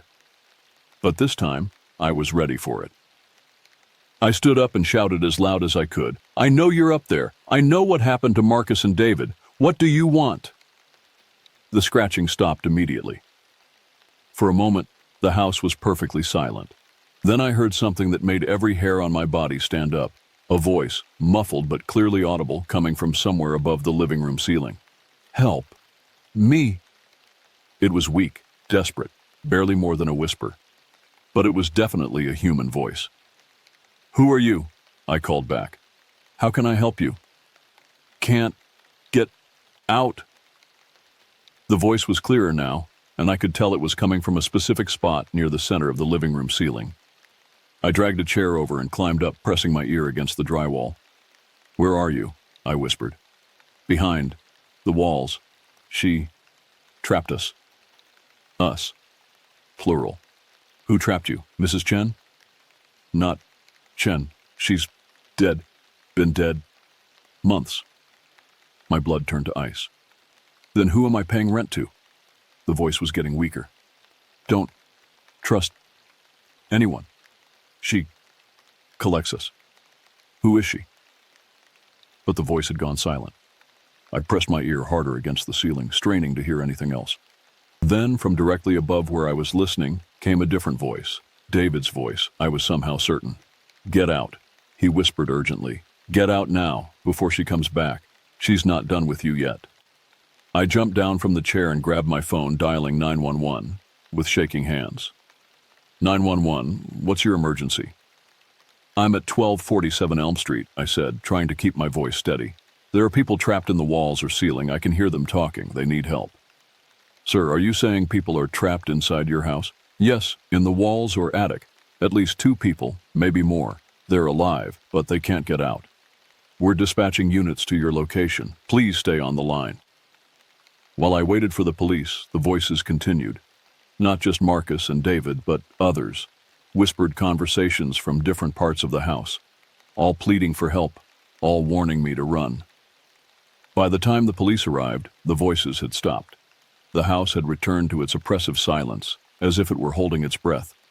The 2 officers who responded were professional, but skeptical. They searched the house thoroughly, including the attic space that Pete had supposedly sealed. They found nothing. No signs of people living in the walls, no hidden compartments, no evidence of anyone being trapped anywhere. "The attic access panel is secure," Officer Martinez told me, "and we checked all the walls for hollow spaces. This house has standard construction. There's nowhere someone could be hidden." "But I heard them talking," I insisted. Multiple voices, having conversations. Officer Rodriguez looked at me with the kind of expression I was getting used to, part concern, part doubt. When was the last time you got a good night's sleep, son? Stress and sleep deprivation can cause auditory hallucinations. They left me with a case number and a recommendation to get some rest. But as their patrol car pulled away, I heard David's voice one more time, so faint I almost missed it. She knows you called for help. She's coming back tonight. I didn't sleep that night. I couldn't. Every shadow seemed to move. Every sound made me jump. I sat in the living room with all the lights on, clutching the baseball bat and trying to make sense of everything I'd learned. If Mrs. Chen was dead, who had I been paying rent to? Who had shown me the house, collected my deposit, given me the keys? The woman I'd met seemed so normal, so genuinely concerned about finding a good tenant. But the more I thought about our interaction, the more unsettling details emerged from my memory. She'd never actually entered the house while showing it to me. She'd unlocked the door and let me explore while she waited outside. She'd insisted on cash for the deposit and first month's rent, no checks or electronic transfers. And she'd seemed particularly interested in confirming that I lived alone, that I didn't have close family in the area, that I worked remotely, like she was screening me for isolation. Around 3 a.m., I decided to search the house more thoroughly. If people had been trapped here, there had to be evidence somewhere. The police had done a cursory search, but they hadn't known what to look for. I started in the basement, a space I'd barely explored since moving in. It was unfinished, with concrete walls and exposed ceiling joists. Most of it was empty except for the water heater, electrical panel, and some storage shelves. But in the far corner behind the furnace, I found something that made my stomach drop. Scratched into the concrete wall, barely visible unless you looked at just the right angle, were names and dates. Marcus Webb, OCT 2019, day 47. Sarah Martinez, June 2018, day 31. David Kim, Sept 2024, day 39. Below David's entry, in fresher scratches, someone had started a new line. My name, Nov 2024, day. The day count was still blank, but seeing my own name carved into the concrete wall made my knees weak. Someone had been watching me, documenting my stay, preparing to add me to their collection. I ran upstairs and started throwing clothes into a bag. Whatever was happening in this house, I wasn't sticking around to become another missing person case. I could sleep in my car, find a motel, figure out a new living situation later. Anything was better than staying here another night. But as I reached for the front door, I heard the sound of a car pulling into the driveway. Through the peephole, I saw a familiar figure walking up the front path, Mrs. Chen, looking exactly as she had the day she'd shown me the house. Normal, grandmotherly, carrying a small purse and walking with a slight limp. She knocked gently on the door. "Hello, dear," she called through the wood. "I got your message about some concerns with the house. I thought I'd stop by and check on you." Every instinct told me not to open that door, but I also couldn't hide in here forever, and if she was somehow connected to whatever had happened to the previous tenants, maybe I could get answers. I opened the door but kept the chain latch engaged so it could only open a few inches. "Mrs. Chen," I said, trying to sound casual. "Thanks for coming by. I've been having some issues with sounds in the attic." She smiled warmly. "Oh, I'm so sorry to hear that, dear. May I come in? We can discuss what needs to be done." "Actually, I'm not really comfortable having visitors right now," I said. "But I wanted to ask you about the previous tenants. I found some concerning information about people who rented this house before me." Her expression didn't change, but something shifted in her eyes. A coldness that hadn't been there before. "I'm not sure what you mean, dear." "Marcus Webb, David Kim. They both disappeared after living here." Mrs. Chen tilted her head slightly, studying me through the gap in the door. "Young people move around so much these days, hard to keep track of where everyone ends up.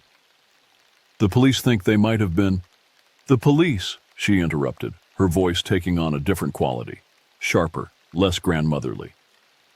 "You've been talking to the police." I felt a chill run down my spine. I was concerned about the noises. I thought someone might be in the walls, she finished, trapped in the attic, calling for help. She knew exactly what I'd been experiencing. "How do you know about that?" I asked. Mrs. Chen reached into her purse and pulled out a key, my key, the one I'd had made for the front door. "You won't be needing this anymore, dear." I tried to slam the door shut, but she had already inserted the key from the outside.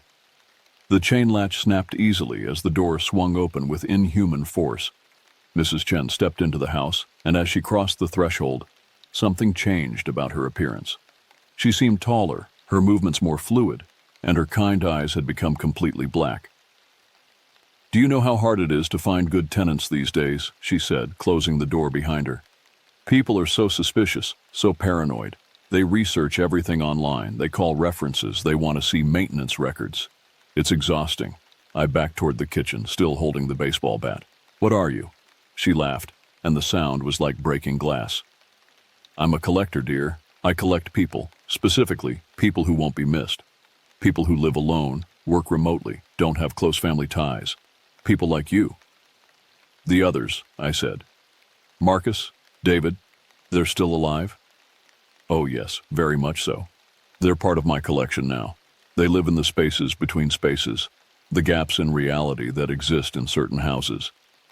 This house is special, you see. It's a doorway." She was moving closer, and with each step the air around her seemed to shimmer and distort. "They tried to leave, just like you're trying to leave. But once you're chosen for the collection, leaving becomes difficult." I swung the baseball bat at her, but it passed through her as if she were made of smoke. She solidified again immediately, reaching out to touch my face with fingers that felt like ice. "Don't worry, dear. You won't disappear like the others think you have. You'll just relocate to a place where time moves differently, where the walls are thin, where you can watch the world but never quite touch it again." Her touch was spreading numbness through my face and neck. I could feel myself getting weaker, the room starting to spin. "The sounds you've been hearing," she continued, "that's them trying to communicate with our world. They miss it, you know. They miss being fully human. But they adapt eventually. They all do." With the last of my strength, I pulled away from her touch and ran toward the back door. But the house had changed. The hallway stretched impossibly long. The doors led to rooms that hadn't existed before, and every window showed only darkness. "There's no point running, dear," Mrs. Chen called from behind me. "The house knows you now. It's already begun making space for you." I found myself back in the living room, though I couldn't remember how I'd gotten there.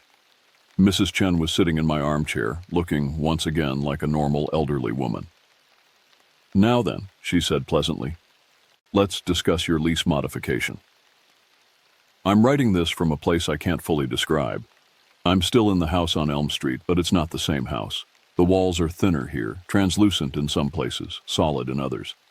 I can see our world, the normal world, like looking through frosted glass. I can hear sounds from outside, watch people walk past on the sidewalk, but I can't reach them." Mrs. Chen was right. I didn't disappear exactly. I was relocated. Marcus found me first. He looks exactly as he did in his social media photos, except his eyes have the hollow look of someone who's been staring at something incomprehensible for too long. "How long have you been here?" I asked him when he appeared in what used to be my bedroom. "Time doesn't work the same way here," he said. "Could be months, could be years. Days feel like weeks, but weeks pass in what seems like minutes. You'll understand soon." David joined us later. Then Sarah, who I'd only known from the scratches on the basement wall. There are others too. People whose names I never learned, who've been here so long they've started to fade around the edges. "She collects us," Sarah explained during one of our conversations. "People who fit a specific profile, isolated, vulnerable, unlikely to be missed immediately. The house is like a trap, designed to identify and capture the right kind of prey." "What is she?" I asked. "Something old," Marcus said. "Something that feeds on isolation and despair. The loneliness of people who don't have strong connections to the world makes us easier to harvest." The house exists in multiple layers now. Sometimes I can see the normal version, where new tenants occasionally move in. They always follow the same pattern: excitement at finding such a great deal, gradual awareness of the strange sounds, increasing paranoia and sleeplessness, then the final encounter with Mrs. Chen. Most don't last long enough to join us. They flee after a week or two, sensing something fundamentally wrong but not understanding what. Those are the lucky ones. But some, like us, are too stubborn or too broke or too desperate to leave despite the warning signs. We're the ones who stay long enough to become part of her collection. I can still access the internet from here. Somehow the Wi-Fi signal extends into whatever dimension we occupy. That's how I'm able to post this account. It's taken me weeks to figure out how to interact with technology from this side of reality, and I'm not sure how long this connection will last. If you're reading this, please learn from my experience. Here are the warning signs I should have paid attention to. 1. Rent that's too good to be true in a decent neighborhood. 2. A landlord who doesn't require standard documentation. 3. Previous tenants who left suddenly. 4. Neighbors who seem to avoid talking about the property. 5. A house that becomes unnaturally quiet at night. 6. Sounds that follow predictable patterns, especially around midnight. 7. Your recordings of strange phenomena showing nothing when played back. 8. Research revealing a pattern of missing tenants. I know how this sounds. I know people will think this is just another creative writing exercise, another fake story designed to scare people browsing late-night horror forums. The rules of those communities even encourage readers to suspend disbelief, to treat every story as if it could be real. But this is real. This is happening. The house is still for rent. Mrs. Chen, or whatever is wearing her appearance, is probably already screening new potential tenants. She's patient, methodical, and very good at identifying people who won't be missed. I can see the current listing from here. It's the same Facebook Marketplace ad that caught my attention. 3BR 2BA furnished house, 800 month, available immediately. Quiet neighborhood, perfect for remote workers. If you see that ad, don't respond to it. If you find yourself looking at rental properties on Elm Street, ask about the history. If a landlord seems too eager to rent to you without proper documentation, be suspicious. And if you ever find yourself lying awake at midnight listening to scratching sounds from an impossible attic, get out immediately. Don't try to investigate. Don't wait for confirmation. Don't worry about lease agreements or security deposits. Just run. Marcus is trying to tell me something now. He says there might be a way to warn people more directly to interfere with her hunting process. Some of us have learned to manipulate electronics on the other side, creating glitches in her rental listings, causing her phone calls to drop, making the house appear less appealing to potential tenants online. It's not much, but it's something. Sarah has discovered she can sometimes influence the dreams of people who view the house, filling them with unease that makes them choose other options. David has learned to trigger car problems for people driving to appointments with Mrs. Chen.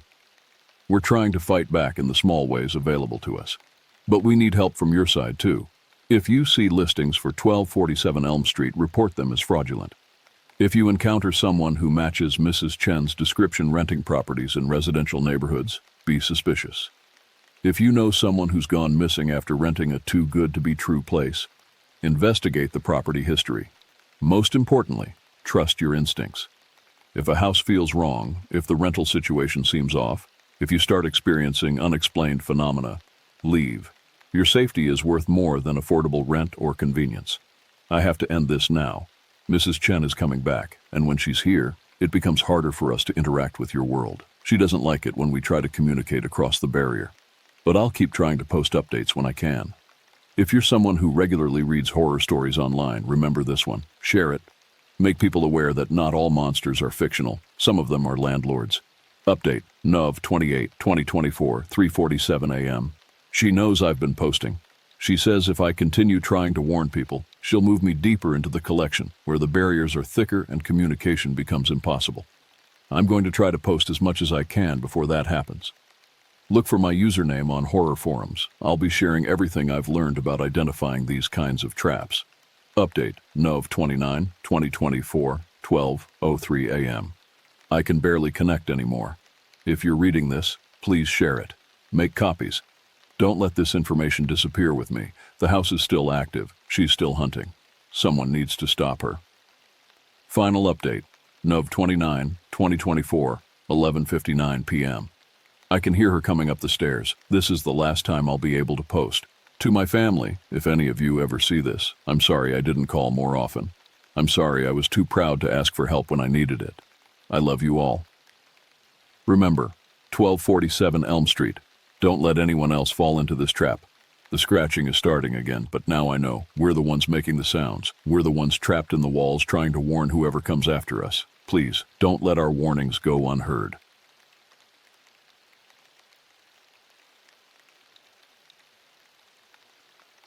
I should have known something was wrong when the landlord wouldn't meet me at the house. Sarah Chen seemed nice enough over email, professional, responsive, asking all the right questions about my credit score and references. But when it came time to actually sign the lease and get the keys, she kept making excuses. "I'm traveling for work," she'd say, or "family emergency." Finally, she just left the keys under a fake rock by the front door with a note. "Welcome to 47 Maple Street. Rent is due the 1st of every month. Any issues, just email me." I probably should have been more suspicious, but I was desperate. Moving to a new city for work, knowing nobody, and finding affordable housing that allowed my cat had been a nightmare. When I saw the listing for the 3-bedroom colonial in a quiet neighborhood for $800 a month, half of what comparable places were going for, I jumped on it immediately. The house looked normal enough from the outside. Built in the 1920s, according to the listing, with white clapboard siding that needed a fresh coat of paint and a wraparound porch that gave it a cozy, welcoming appearance. The lawn was overgrown, but I figured I could tackle that once I settled in. A few mature oak trees provided shade, their branches scraping against the second-story windows when the wind picked up. It was a Thursday afternoon in late September when I pulled up with the U-Haul. The neighborhood was dead quiet, no kids playing, no dogs barking, no sounds of lawn mowers or conversation drifting from backyards. I chalked it up to everyone being at work or school. Moving day is always surreal anyway, that strange liminal space between your old life and your new one. I found the key exactly where Sarah had promised, grabbed my cat carrier from the passenger seat, and approached the front door. The porch creaked under my feet, old wood settling, nothing unusual. But as I slid the key into the lock, I felt this weird chill run down my spine. Just nerves, I told myself. New place anxiety. The door swung open with a long, drawn-out squeak that echoed through the empty house. The first thing that hit me was the smell. Not musty or moldy like you'd expect from a place that had been sitting vacant. It was something else, sweet and cloying, like flowers left too long in stagnant water. I set Oliver's carrier down in the entryway and took a few steps inside, my footsteps echoing on the hardwood floors. The layout was exactly as described in the listing. Living room to the left, dining room to the right, kitchen straight ahead. A staircase along the right wall led to the second floor where the bedrooms were. The previous tenants had left it clean, I'll give them that. Almost suspiciously clean, like someone had scrubbed every surface until it gleamed. But there were weird little touches that made me pause. In the living room, there were nail holes in the walls where pictures had hung, but they were all clustered in odd places, too high on the wall, or grouped together in corners where no one would typically display photos. The dining room had built-in cabinets with glass doors, and I noticed that someone had placed small mirrors inside each compartment, reflecting and multiplying the empty space in strange, disorienting ways. Oliver was making anxious sounds in his carrier, so I let him out to explore. He immediately bolted upstairs, which was unusual. He's typically cautious in new places. I followed him up, wanting to check out the bedrooms anyway. The master bedroom was at the front of the house with 2 windows facing the street. Nice morning light, good size, nothing obviously wrong with it. But when I walked to the windows to check the view, I noticed something odd about the glass. There were fingerprints on the inside, not random smudges, but deliberate marks, like someone had been pressing their palms and fingers against the window repeatedly, from the inside, looking out. The second bedroom was smaller, with a single window facing the neighbor's house. It was completely empty except for a child's drawing taped to one wall. Crayon on white paper, the kind of picture a 5-year-old might make. It showed a house. This house, I realized, recognizing the distinctive wraparound porch, but the windows were colored solid black, and there were red scribbles around the edges that could have been flames or blood, or just the chaotic artwork of a small child. I peeled the drawing off the wall, intending to throw it away, but something made me stop. In the bottom right corner, in shaky block letters, someone had written, "Help me." A chill ran through me that had nothing to do with the September air. I folded the drawing and shoved it in my pocket, telling myself it was probably just a kid's imagination running wild. Maybe they'd watched a scary movie and drawn what they remembered. Kids do weird stuff like that all the time. The third bedroom was the strangest. It was set up like an office with a built-in desk along one wall and floor-to-ceiling bookshelves on another. But all the books were gone, leaving behind only empty shelves and more of those strange nail holes in random patterns. The desk had a single drawer, and when I opened it, I found a stack of notebook pages covered in handwriting. The writing started normally enough: grocery lists, phone numbers, what looked like work notes. But as I flipped through the pages, the handwriting became increasingly erratic, the words running together and slanting off the lines. The last few pages were almost illegible, just frantic scrawling that I could barely make out. Can't sleep, it walks at night, footsteps in the hallway. Who is it? Who is it? The walls are thin. I can hear breathing in the walls. Sarah won't answer. Sarah won't help, Sarah. Why won't you help? My hands were shaking as I read it. At the bottom of the last page, in letters so pressed into the paper they'd nearly torn through, someone had written, "Don't stay here after dark." I dropped the papers like they were on fire and backed away from the desk. This was crazy. I was letting my imagination run away with me. The previous tenant was probably dealing with mental health issues or drug problems. That would explain the erratic writing, the paranoid thoughts. It didn't mean anything supernatural was happening. But as I stood there trying to rationalize what I'd found, I realized I couldn't hear Oliver anywhere in the house. No jingling collar, no purring, no little paws padding across the floors. I called his name and got no response. I searched the entire upstairs, then went down to check the main floor. No sign of him. All the windows were closed. The front door was still shut. He couldn't have gotten outside. But he seemed to have vanished completely. Then I heard it. A faint scratching sound coming from above my head. I looked up at the ceiling and realized there must be an attic access somewhere. After a few minutes of searching, I found a pull-down ladder in the hallway closet. The attic was dark and cramped, with just enough headroom for me to crouch as I made my way across the wooden planks with my phone's flashlight. The scratching sound was coming from the far corner, near the front of the house. As I got closer, my light caught a pair of green eyes reflecting back at me. "Oliver," I called softly. "Come here, buddy." But he didn't move toward me. He was crouched in the corner, fur standing on end, staring at something just outside the beam of my flashlight. I followed his gaze and nearly dropped my phone. There, carved into the wooden support beam, were dozens of tally marks, groups of 4 vertical lines with a diagonal slash through them, the way prisoners in movies count their days in solitary confinement. But these weren't counting days. Above each group of tallies, someone had carved a date. The most recent was from 2 months ago. The oldest I could see was from 1987. Below the dates and tallies, etched deep into the wood, was a single word: visitors. I grabbed Oliver and got out of that attic as fast as I could, nearly falling down the ladder in my haste to escape. Once we were back on solid ground, I held him close, feeling his heart racing against my chest. He was just as spooked as I was. The smart thing would have been to leave right then.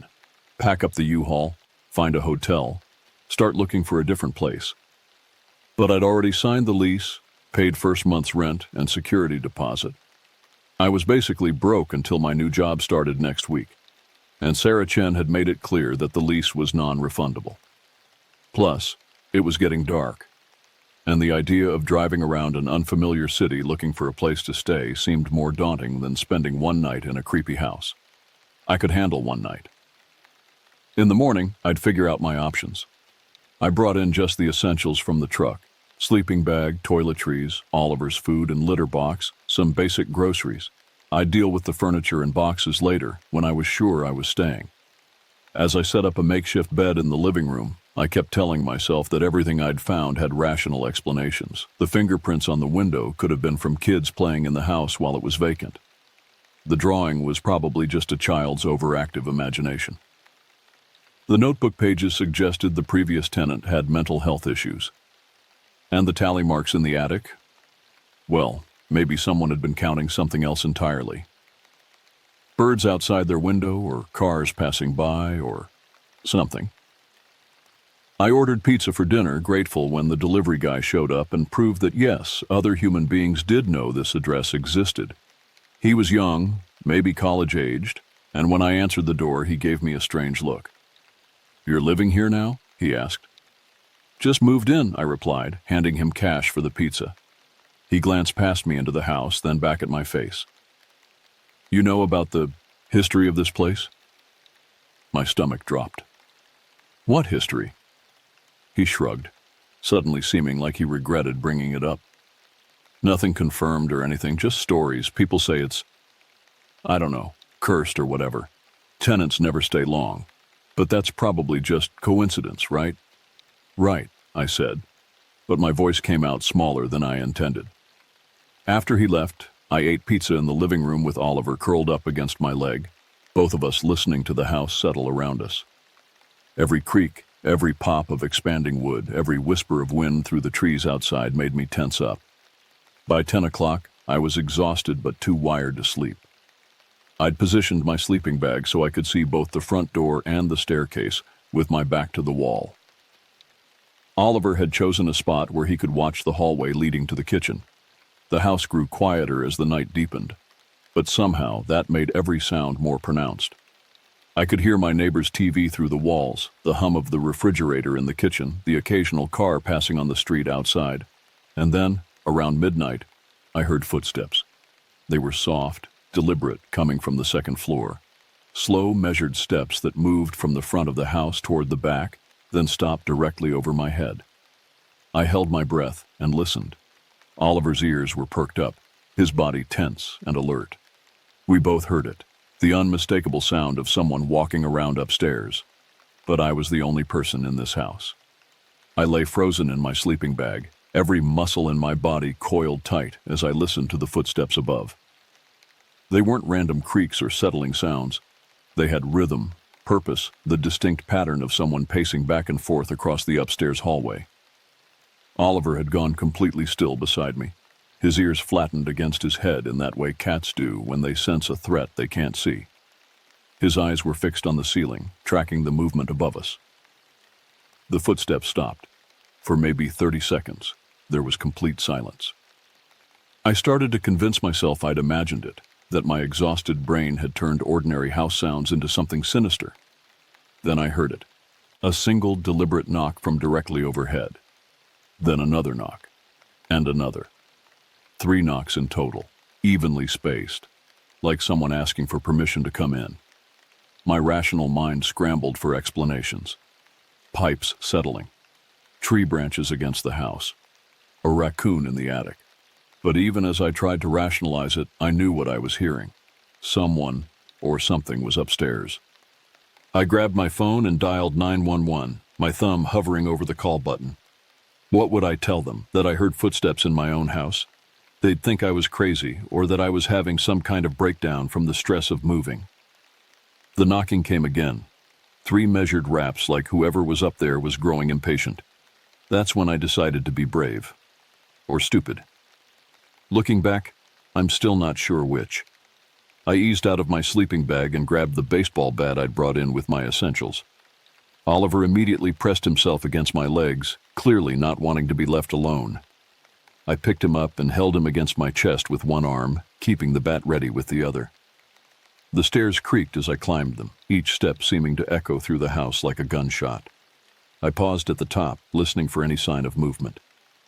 The hallway stretched out in front of me, dark except for the faint streetlight coming through the window at the far end. "Hello?" I called softly. "Is someone there?" Nothing. I fumbled for the light switch and flicked it on. The hallway was empty, exactly as I'd left it earlier. All the bedroom doors were open, the rooms beyond dark and still.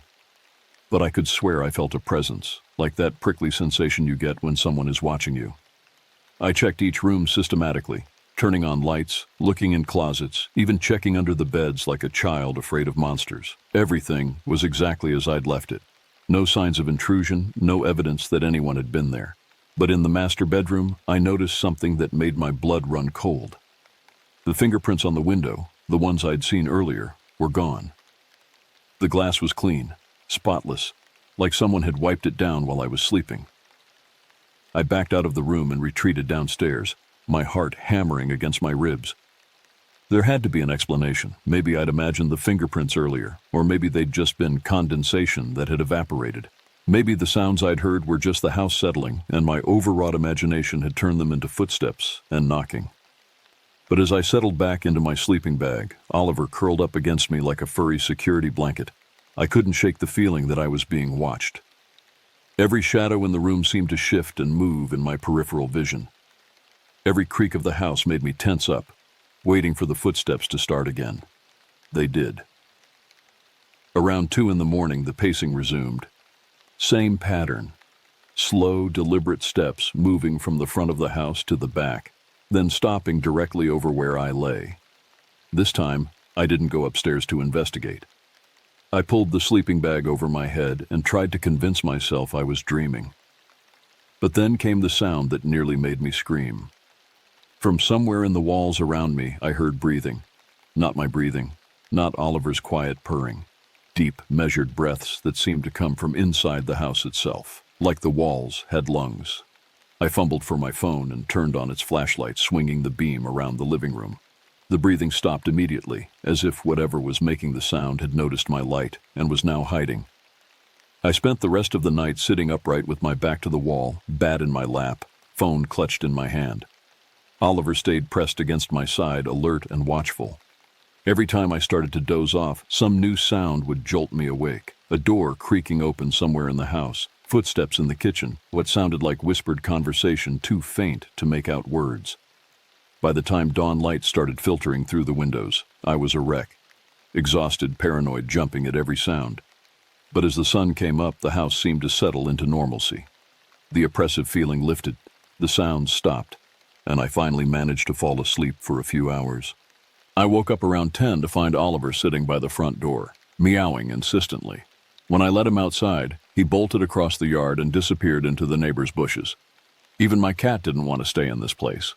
In the harsh light of day, everything seemed less threatening. The house looked normal, just old and a little run down. I made coffee in the kitchen and tried to rationalize what had happened. New places always sound different at night. I was stressed from the move, sleeping in an unfamiliar environment. My imagination had gotten the better of me, but when I went upstairs to use the bathroom, I found something that made my coffee cup slip from my hands and shatter on the floor. The child's drawing I'd taken from the bedroom wall, the one I'd folded up and put in my pocket, was taped back up in the exact same spot where I'd found it. The tape was fresh, the paper perfectly smooth, as if it had never been removed. I checked my pocket. Empty. My hands were shaking as I pulled out my phone and called Sarah Chen. It went straight to voicemail. "Hi, this is Sarah. I'm probably out showing properties or dealing with tenant issues, but leave a message and I'll get back to you as soon as I can." The cheerful, professional tone of her voice message made everything seem even more surreal. "Sarah, this is your new tenant at 47 Maple Street," I said after the beep. "I need to talk to you about the house. There are some issues I didn't know about. Please call me back as soon as you get this." I spent the day researching the property online, looking for any information about its history. What I found made me wish I'd never signed that lease. The house had changed hands 17 times in the past 20 years. Most tenants stayed less than 6 months. Several had broken their leases early, forfeiting their security deposits to get out. There were no official reports or complaints on file, but when I dug deeper into social media and local forums, I found mentions of the address scattered across various posts. "Avoid Maple Street Colonial. Bad vibes. Anyone know why that house on Maple keeps getting new tenants? Seems cursed, lol. Heard weird stories about 47 Maple Street. Something about people hearing things at night." The most detailed account I found was from a Reddit post 6 months ago. I lasted 3 weeks in that house. 3 weeks. Every night was the same. Footsteps upstairs, sounds in the walls, feeling like I was being watched constantly. The landlord, Sarah Chen, is impossible to reach when you have problems. Do not rent from her. The place is cheap for a reason. The post had been deleted, but I'd found it cached on an archive site. The comments were a mix of people calling the original poster crazy and others sharing similar experiences with rentals in the area. One comment in particular caught my attention. "I used to deliver pizza to that address. Drivers in our shop started refusing to go there after dark. Too many weird encounters. Management finally put it on our daytime-only list." That explained the delivery guy's strange reaction the night before. I tried calling Sarah again. Still straight to voicemail. I left another message, then tried texting her. No response. As evening approached, I seriously considered packing up and leaving. But where would I go? I had maybe $300 in my checking account until my first paycheck, and that wouldn't cover hotel costs for more than a few nights. Besides, I'd signed a 1-year lease. Breaking it would destroy my credit and probably result in Sarah suing me for the remaining rent. I was trapped. That second night, I decided to be more systematic. I set up my phone to record audio while I slept, and I positioned Oliver's bed right next to mine so he could alert me to anything unusual. I even scattered some flour near the bottom of the stairs, an old trick I'd seen in a horror movie to detect if anyone was walking around. Around 11 p.m., as I was settling into my sleeping bag, Oliver suddenly sat up straight and stared at the ceiling. His tail puffed up to twice its normal size, and he let out a low, menacing growl I'd never heard from him before. The footsteps started again. This time, they were different. Not the slow, measured pacing from the night before, but quick, urgent steps that seemed to be moving between rooms. I heard doors opening and closing, drawers being pulled out. Sounds like someone was searching for something. I grabbed my phone and started a video recording, pointing it at the ceiling as I tried to capture the sounds. In the dim light from the screen, I could see Oliver crouched low, every muscle tensed, his eyes reflecting the glow as he tracked movement I couldn't see. Then came a sound that made me question my sanity, my own voice calling from upstairs. "Hello? Is someone down there? I need help." It was unmistakably my voice, but I was lying right here in the living room. The voice upstairs called again, more urgently. "Please, I'm trapped up here. Someone help me." Oliver was making sounds I'd never heard from a cat, low, primal growls mixed with what almost sounded like whimpers. He was staring at the staircase now, his fur standing on end from head to tail. The voice upstairs called my own name. That's when I lost it. I grabbed Oliver, stuffed him into his carrier despite his protests, and ran for the door. I didn't care about my sleeping bag, my clothes, or anything else. I just needed to get out of that house. But the front door wouldn't open. I turned the deadbolt, pulled the handle, threw my shoulder against the wood. Nothing. It was like the door had been welded shut. I ran to the kitchen and tried the back door. Same thing. Locked tight, immovable, like it was part of the wall. The voice upstairs was calling for help again, but now it sounded different, distorted, like it was coming through water. And underneath it, I could hear something else. Laughter. Soft, childlike giggling that seemed to echo from the walls themselves. I was trapped in the house with whatever was making those sounds. That's when I remembered the windows. I ran back to the living room, intending to break one if necessary, but stopped short when I saw what was waiting for me. In the window, pressed against the glass from the outside, was a face.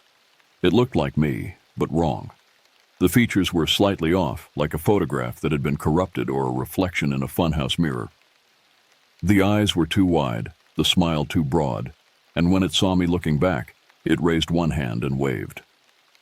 I stumbled backward, clutching Oliver's carrier to my chest, and watched in horror as my own distorted face mouthed words I couldn't hear through the glass. Then, in perfect synchronization with the movement of its lips, I heard my voice call from upstairs. "I see you down there. Why don't you come up and play?" I spent that night huddled in the bathroom, the only room in the house with a lock on the door.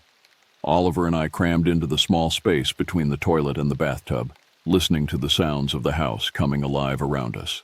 It wasn't just footsteps anymore. Doors were slamming open and shut throughout the night. I heard furniture being dragged across floors, dishes rattling in the kitchen cabinets, what sounded like multiple conversations happening in rooms I knew were empty. And through it all, that distorted version of my own voice kept calling from different parts of the house, sometimes pleading for help, sometimes laughing, sometimes whispering things I couldn't quite make out, but that made my skin crawl. Around 4 a.m, everything went silent. Deathly, unnaturally quiet, like the house had suddenly been wrapped in cotton. Even the ambient sounds from outside, traffic, wind in the trees, the neighbor's humming air conditioner, disappeared completely. In that silence, I heard something that almost made me pass out from terror. Scratching at the bathroom door. Slow, deliberate scraping sounds, like fingernails dragging across wood. Starting at the bottom of the door and slowly working their way up, then back down again. Over and over, with the patient persistence of something that had all the time in the world. I pressed my back against the far wall and held Oliver's carrier so tightly my knuckles went white. The scratching continued for what felt like hours, occasionally pausing just long enough to make me think it had stopped, then starting up again. When dawn finally came, the scratching ceased. The normal sounds of the neighborhood filtered back in. Birds chirping, a dog barking somewhere down the street, the rumble of garbage trucks making their rounds. I waited until full daylight before I dared to unlock the bathroom door. The hallway outside was empty, but there were deep gouges in the wooden door. 4 parallel scratches, repeated in overlapping patterns from bottom to top. They looked fresh, with splinters of wood scattered on the floor below. I gathered my things as quickly as I could and ran for the front door, praying it would open in daylight.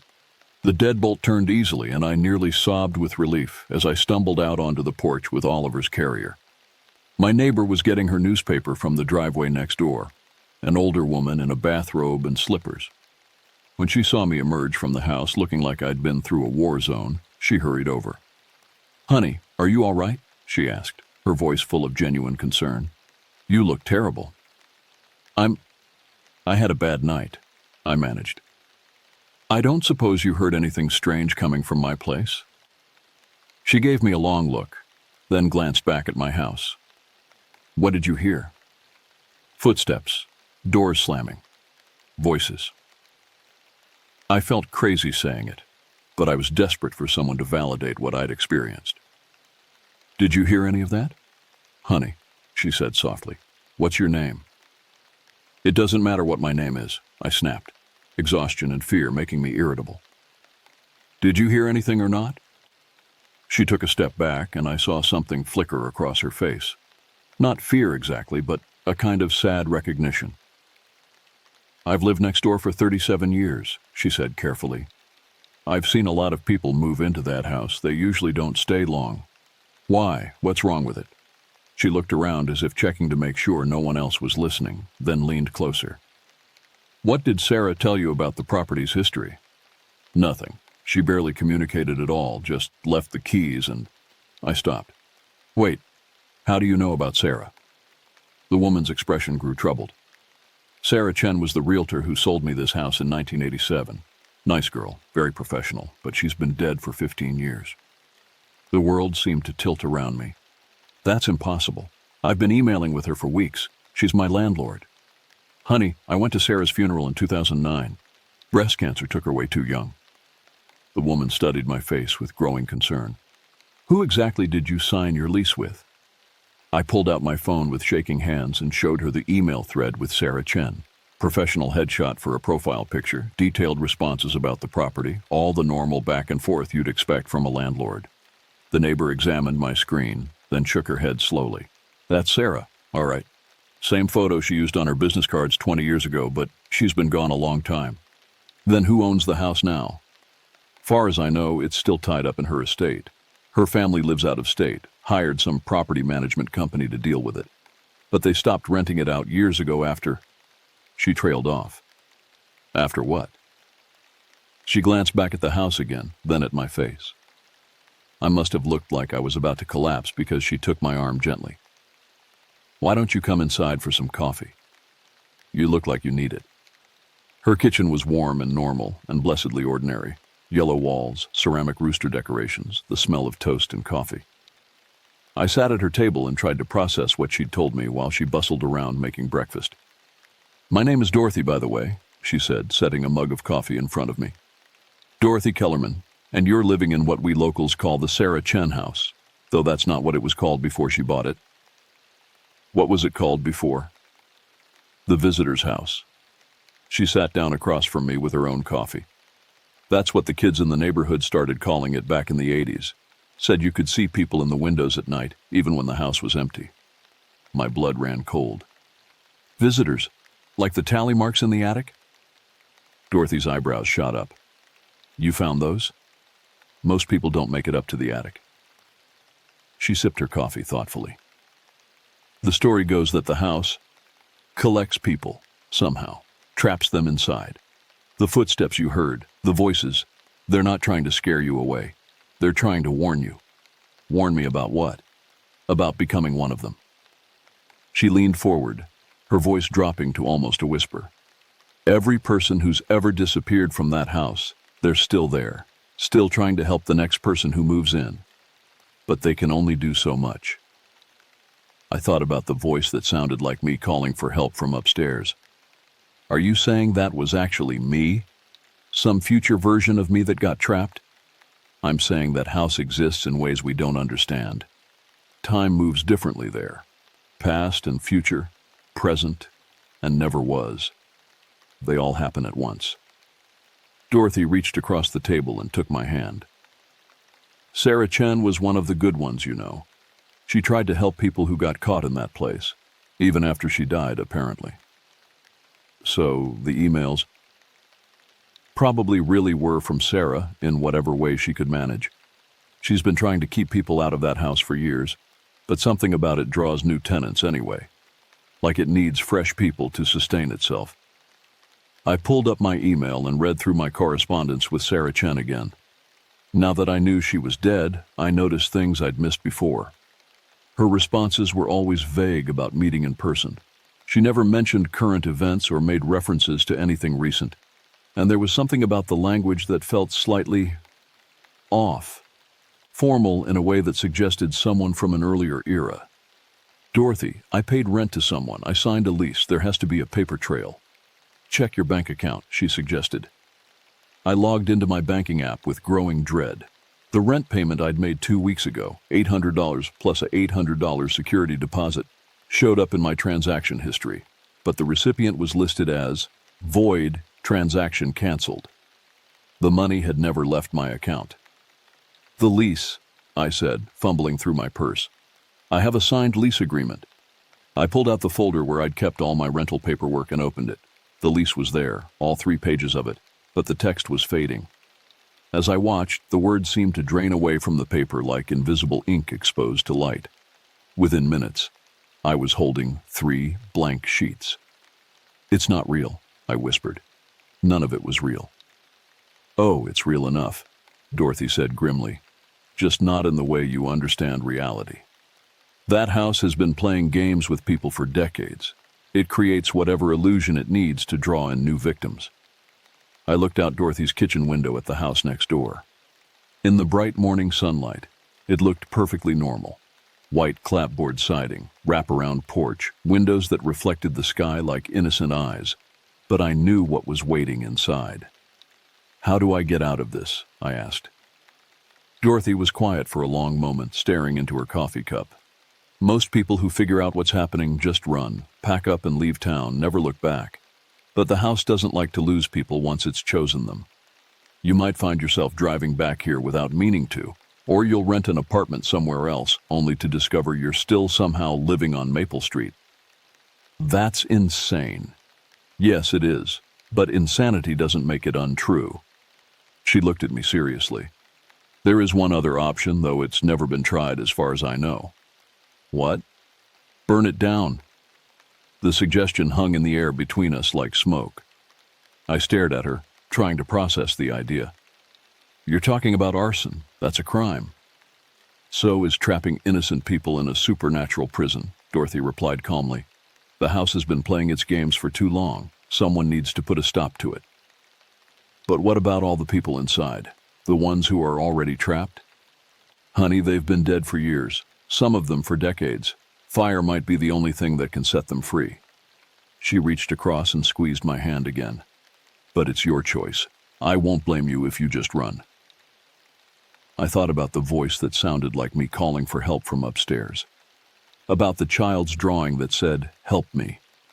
About all the tally marks in the attic, counting visitors who never left. If I decide to do something about this, I said carefully, would you help me? Dorothy smiled, but it was a sad expression. Honey, I've been waiting 37 years for someone to ask me that question. Dorothy and I spent the rest of the morning researching everything we could find about 47 Maple Street. She had decades of observations from living next door, and I had fresh eyes and internet access. Together, we started piecing together the true history of the house. The property had been built in 1923 by a family named Morrison. They lived there happily for nearly 20 years before disappearing one winter night in 1942. Their neighbors found the front door standing open, dinner still on the table, but no sign of the family anywhere. The police investigation turned up nothing. After that, the house had a series of short-term owners and renters. Dorothy showed me newspaper clippings she'd saved over the years. Missing person reports, strange incident reports, obituaries of people who'd died in unusual circumstances shortly after moving to Maple Street. "Look at this one," she said, pointing to a clipping from 1956. "Local man found dead in his car 3 blocks from home, apparent heart attack. Harold Reeves, 34, had recently moved to Maple Street with his young family. His wife and children are still missing." "And this one from 1968, I added, reading from a different clipping. "Investigation continues into the disappearance of the Kowalski family.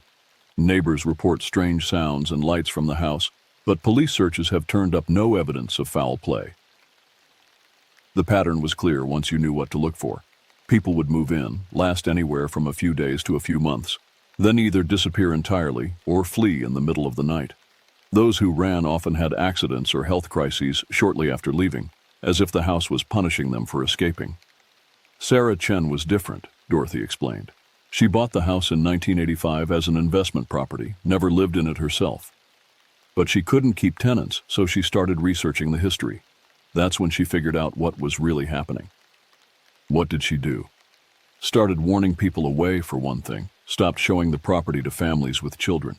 When she did have to rent it out, she tried to prepare tenants for what they might experience. Dorothy pulled out a manila folder full of photocopied documents. She gave me copies of everything she found in case something happened to her. The documents were fascinating and terrifying.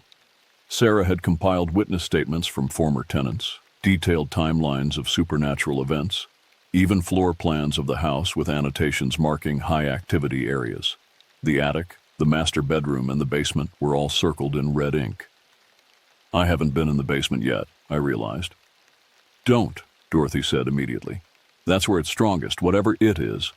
Sarah's notes suggest the basement is some kind of focal point. The center of the web, you might say. One document in particular caught my attention, a typed letter on Sarah Chen's real estate company letterhead, dated just a few months before her death. "To whoever finds this record, I have spent 24 years trying to understand what's wrong with 47 Maple Street. I've documented 43 disappearances, dozens of supernatural encounters, and enough strange incidents to fill a book. What I've concluded is that the house itself is some kind of living entity that feeds on human consciousness. It doesn't kill people in any traditional sense. Instead, it traps their awareness, their sense of self, inside its structure while allowing their physical bodies to waste away. The victims become part of the house's collective consciousness, able to manifest as voices, sounds, even visual apparitions, but unable to truly affect the physical world. The entity appears to grow stronger with each person it claims. It's learning, evolving, becoming more sophisticated in its methods of entrapment. Where once it relied on crude scares and obvious supernatural phenomena, it now creates elaborate illusions designed to keep victims from recognizing their danger until it's too late. I believe the only way to free the trapped souls and end the house's predatory behavior is to destroy the physical structure completely. Fire would be most effective, as it would prevent anyone from trying to rebuild on the site. I'm dying, and I won't live to see this problem resolved. But I pray someone with more courage than I possessed will finish what I started. Sarah Chen, October 2009. I looked up at Dorothy. She knew she was dying when she wrote this. Cancer had spread pretty much everywhere by then, but she spent her last months trying to warn people, even from her hospital bed. Dorothy's voice was thick with emotion. She was a good woman, deserved better than watching this thing consume innocent people for decades. And you think she's still trying to warn people, even after death? How else do you explain the emails, the lease that led you here? Maybe Sarah found a way to keep fighting, even from whatever comes after. Dorothy stood and walked to her kitchen window, looking out at the house. Or maybe the house has learned to mimic her, using her identity to lure in new victims. That was a chilling thought. Had I been corresponding with Sarah Chen's ghost, or with the malevolent entity wearing her face like a mask? There's only one way to find out for sure, I said, pulling out my phone. I'm going to send Sarah another email and see what happens. I composed a message. Sarah, I know you've been dead for 15 years. If you're really trying to help me, I need you to prove it. Show me something the house can't fake. The response came within minutes. Check your email attachments folder. Look for a file called basementphotos.zip. I hid them where the house couldn't find them. The truth is down there, but don't go alone and don't go unarmed. S. I checked my phone's download folder and found the zip file. Inside were dozens of photographs, all taken with what looked like an old digital camera. They showed the basement of 47 Maple Street, but it wasn't like any basement I'd ever seen. The space was much larger than the house's footprint should have allowed, stretching back into darkness beyond the reach of the camera's flash. The walls weren't foundation stone or concrete. They looked organic, almost flesh-like, with a texture that seemed to pulse and writhe in the photographs. And covering every surface were symbols, carved or perhaps grown into the wall material. They weren't from any alphabet I recognized, but looking at them made my eyes water and my head ache. But the most disturbing part of the photos was the floor. It was covered with personal belongings. Scattered across the organic surface were glasses, jewelry, shoes, children's toys, purses, wallets, the kind of intimate objects people carry with them everywhere. Items that would have been with them when they disappeared. In the final photograph, Sarah had captured something that made me gasp out loud. Pressed into one of the fleshy walls, visible as raised outlines beneath the surface, were human shapes. Dozens of them. Men, women, children. All frozen in positions of reaching or struggling. They looked like people trying to push through a membrane that had hardened around them, trapping them forever. Dorothy, I whispered, showing her the phone screen. Look at this. She studied the photos with growing horror, her hand covering her mouth. Oh my God, they're all still there, all of them. This is what we're really dealing with, isn't it? This isn't just some haunted house. It's something that's been feeding on people for decades. Dorothy nodded grimly. And it's been getting stronger with each victim, more sophisticated, better at hiding its true nature. I thought about the entity upstairs that had mimicked my voice, the face in the window that looked like a distorted version of me. It's learning from them, from everyone it's absorbed. That's why it could create such a convincing Sarah Chen persona. Which means, Dorothy said slowly, that burning down the house might be the only way to stop it. But also, the only way to free everyone it's trapped. I looked out at the house again, imagining all those people pressed into the walls of that nightmare basement, conscious and aware, but unable to escape. The thought made me sick, but it also filled me with a determination I hadn't felt since this whole ordeal began. We need help, I said. This is too big for just the two of us. I might know someone, Dorothy replied. There's a woman in town, Elena Vasquez. She lost her teenage daughter to that house back in 1998. She's been researching supernatural phenomena ever since, trying to understand what happened. I think she'd help us. We spent the afternoon contacting Elena and bringing her up to speed on everything we'd discovered. She arrived at Dorothy's house around 6 p.m. A small, intense woman in her 50s, with prematurely gray hair and eyes that had seen too much pain. I've been waiting 27 years for this conversation, she said as we sat around Dorothy's kitchen table. My daughter Maria was 16 when she disappeared. The police said she was probably a runaway, but I knew better. Maria wouldn't have left without telling me. She was a good kid. Elena pulled out a notebook filled with her own research. Newspaper clippings, witness statements, hand-drawn maps of the house's layout based on information from survivors. I've interviewed 18 people who escaped from that house over the years, she said. All of them described the same things. Voices in the walls, impossible geometry inside the structure, the sense of being watched by something that wasn't quite human. And they all mentioned seeing other people, previous victims trying to warn them or help them escape. Including your daughter? I asked gently. Elena's voice was steady, but I could see the pain in her eyes. 3 different people have told me they saw Maria in the house. She appears to teenagers mostly, trying to guide them to safety. She's still trying to protect people, even after what happened to her. The idea that these trapped souls were still fighting to help others gave me hope. If Maria and Sarah and all the others were still conscious inside that thing, maybe they could help us destroy it. What do we need to do this right? I asked. Elena consulted her notes. According to the survivors, the entity is weakest during daylight hours between 10 a.m. and 2 p.m. That's when most successful escapes have happened. It's also when the basement is most accessible. Some people reported the entrance being sealed or hidden at night. So we go in tomorrow morning, Dorothy said. But what's our plan once we're inside? Accelerant, Elena replied matter-of-factly. Lots of it. Gasoline, propane, anything that burns hot and fast. We douse the basement, set it ablaze, and get out before the structure collapses. Won't that kill the people trapped inside? They're already dead, Elena said quietly. Their bodies died years or decades ago. What's left are just fragments of consciousness, memories, and personality trapped in that thing's web. Fire might be the only thing that can set them free. We spent the evening planning our approach. Elena had contacts who could provide us with gasoline and other supplies, no questions asked. Dorothy knew the neighborhood well enough to help us plan escape routes, and I would be the one to go back into the house, since the entity was already focused on me.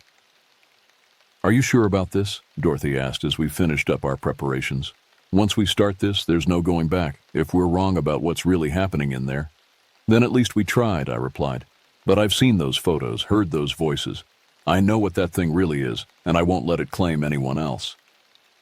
As I walked back to my car to get some rest before tomorrow's mission, I felt my phone buzz with another email notification. Another message from Sarah Chen. Thank you for believing in me. Tomorrow we end this, all of us together. The house is afraid now, it knows what's coming. Be careful, be brave, and remember, you're not alone in there. We're all with you. S, M, and everyone else who's been waiting to go home. Reading that message, I realized something important.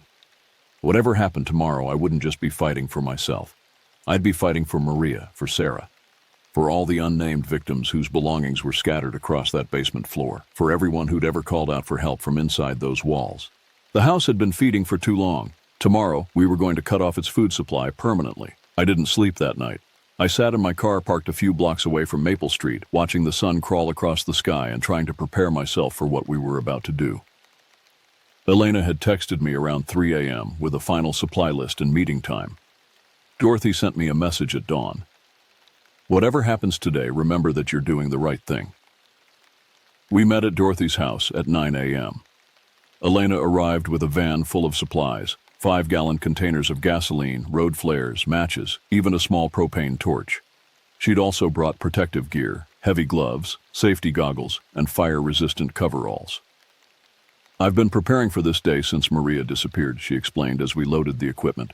I always hoped I'd get the chance to finish what Sarah started. Dorothy was staying outside as our lookout and emergency contact. If something went wrong, she would call 911 and give us as much of a head start as possible before the authorities arrived. How long do you think we'll need? I asked as we suited up. If we do this right, 10 minutes max, Elena replied. Get in, douse the basement, light it up, and get out. The structure should go up fast once the fire reaches whatever that organic material is.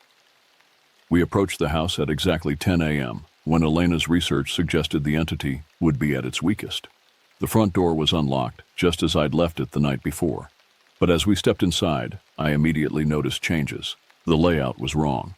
The hallway that should have led straight to the kitchen now curved to the right. The staircase to the second floor had moved several feet to the left, and there was a door in the wall where no door had existed before, a heavy wooden barrier with iron hinges that looked ancient. It's trying to confuse us, Elena said grimly. The house knows why we're here. Where's the basement entrance supposed to be? I asked. According to the original floor plans, there should be a door off the kitchen, but survivors have reported finding it in different locations, sometimes in the hallway, sometimes behind the staircase. We searched the first floor systematically, Elena carrying the gasoline while I kept the propane torch ready. The house felt different in daylight, less oppressive, but somehow more desperate. I could hear whispered voices in the walls, too faint to make out words, but the tone was urgent, warning us, or pleading with us. We found the basement door where the coat closet should have been. It was the same heavy wooden door I'd seen when we first entered, and it was slightly ajar, revealing nothing but darkness beyond. This is it, Elena said, hefting one of the gas containers. You ready? I nodded, though my heart was hammering against my ribs.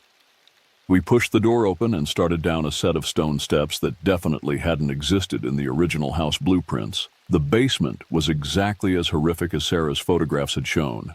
The organic walls pulsed with their own rhythm, like being inside a massive heart.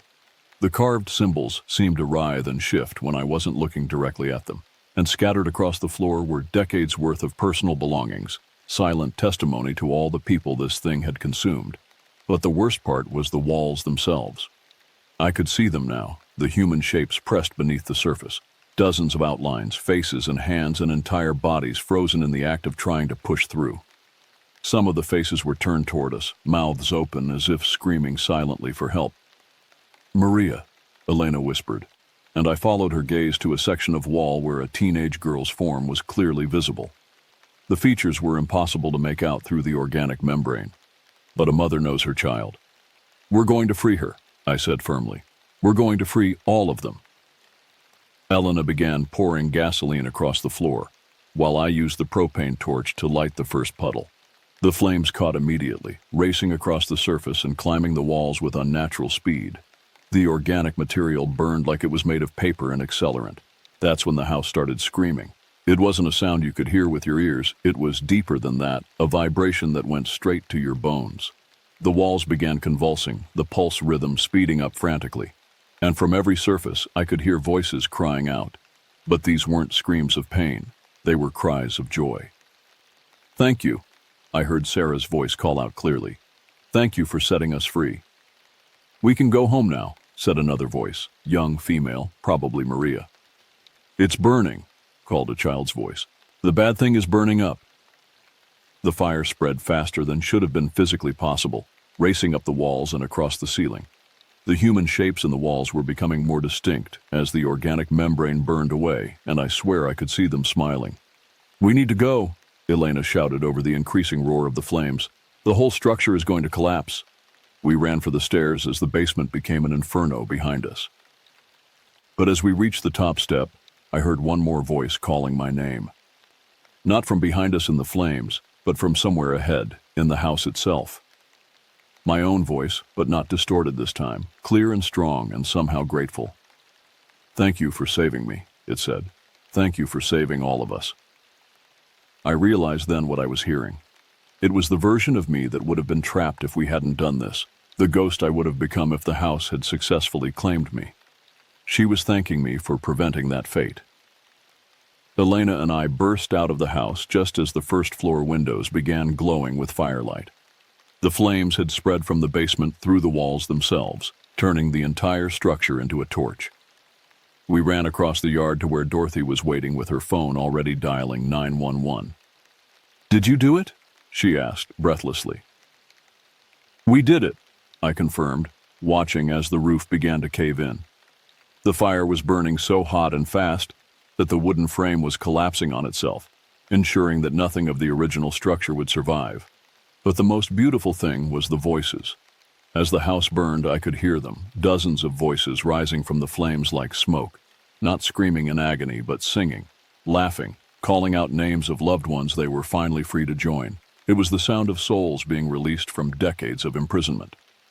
The fire department arrived within minutes, but there was nothing they could do except contain the blaze and keep it from spreading to neighboring properties.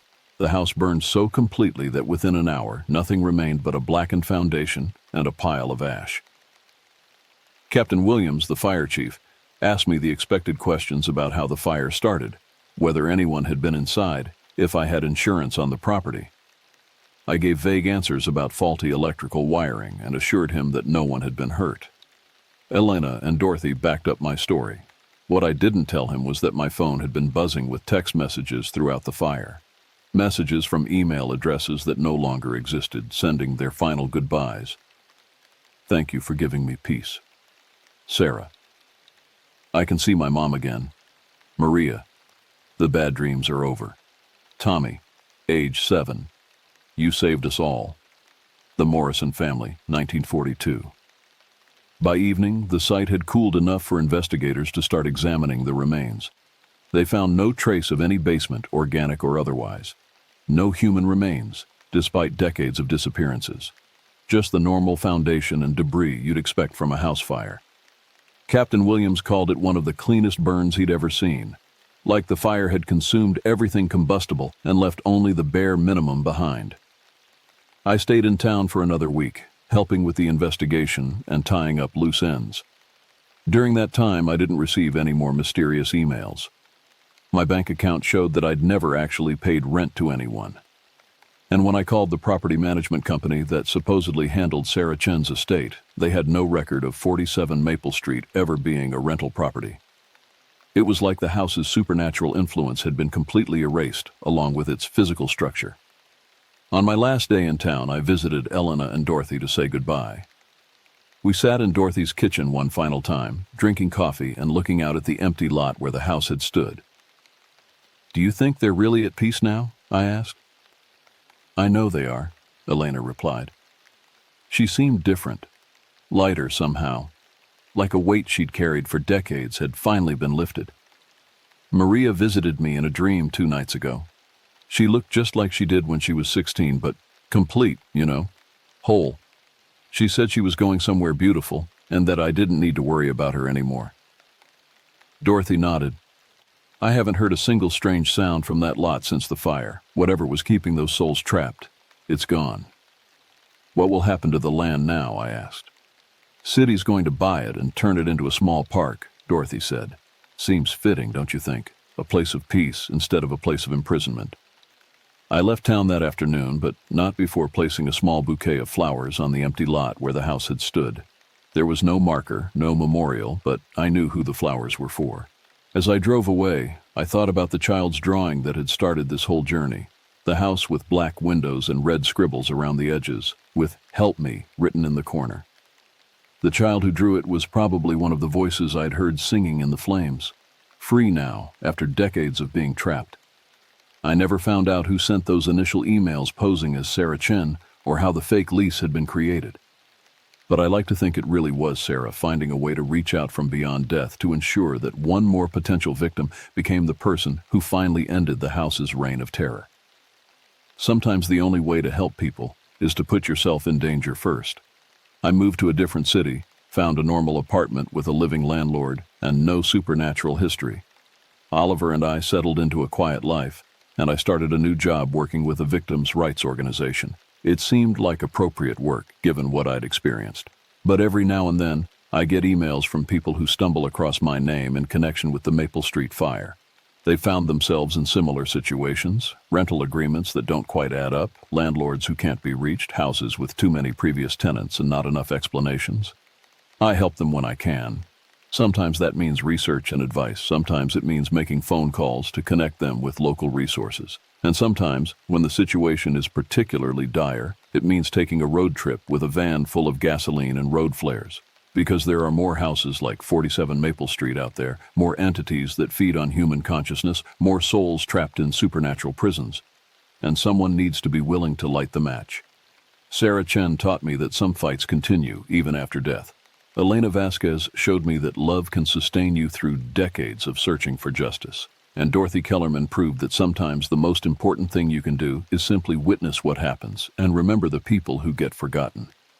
I carry all their lessons with me now, along with the memory of dozens of voices singing as they finally found their way home. The house on Maple Street is gone, but the people it claimed are free.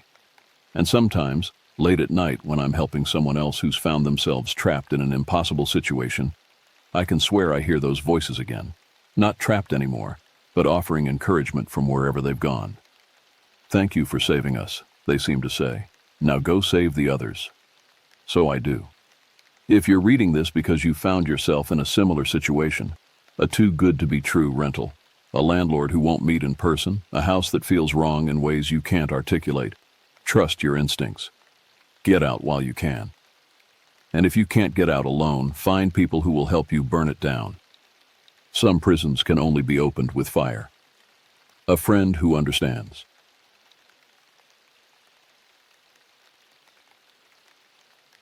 Thank you so much for watching. If you enjoyed this video, please consider giving it a thumbs up and subscribing to the channel. Your support means the world to us. Unfortunately, the channel is going through a tough time right now, and we really need your help to keep creating content that you love. If you can, please share our videos with your friends and family and leave a comment to let us know what you think. Every little bit helps and keeps us motivated to bring you more great content. Thanks again for being part of our community, and we hope to see you in the next video.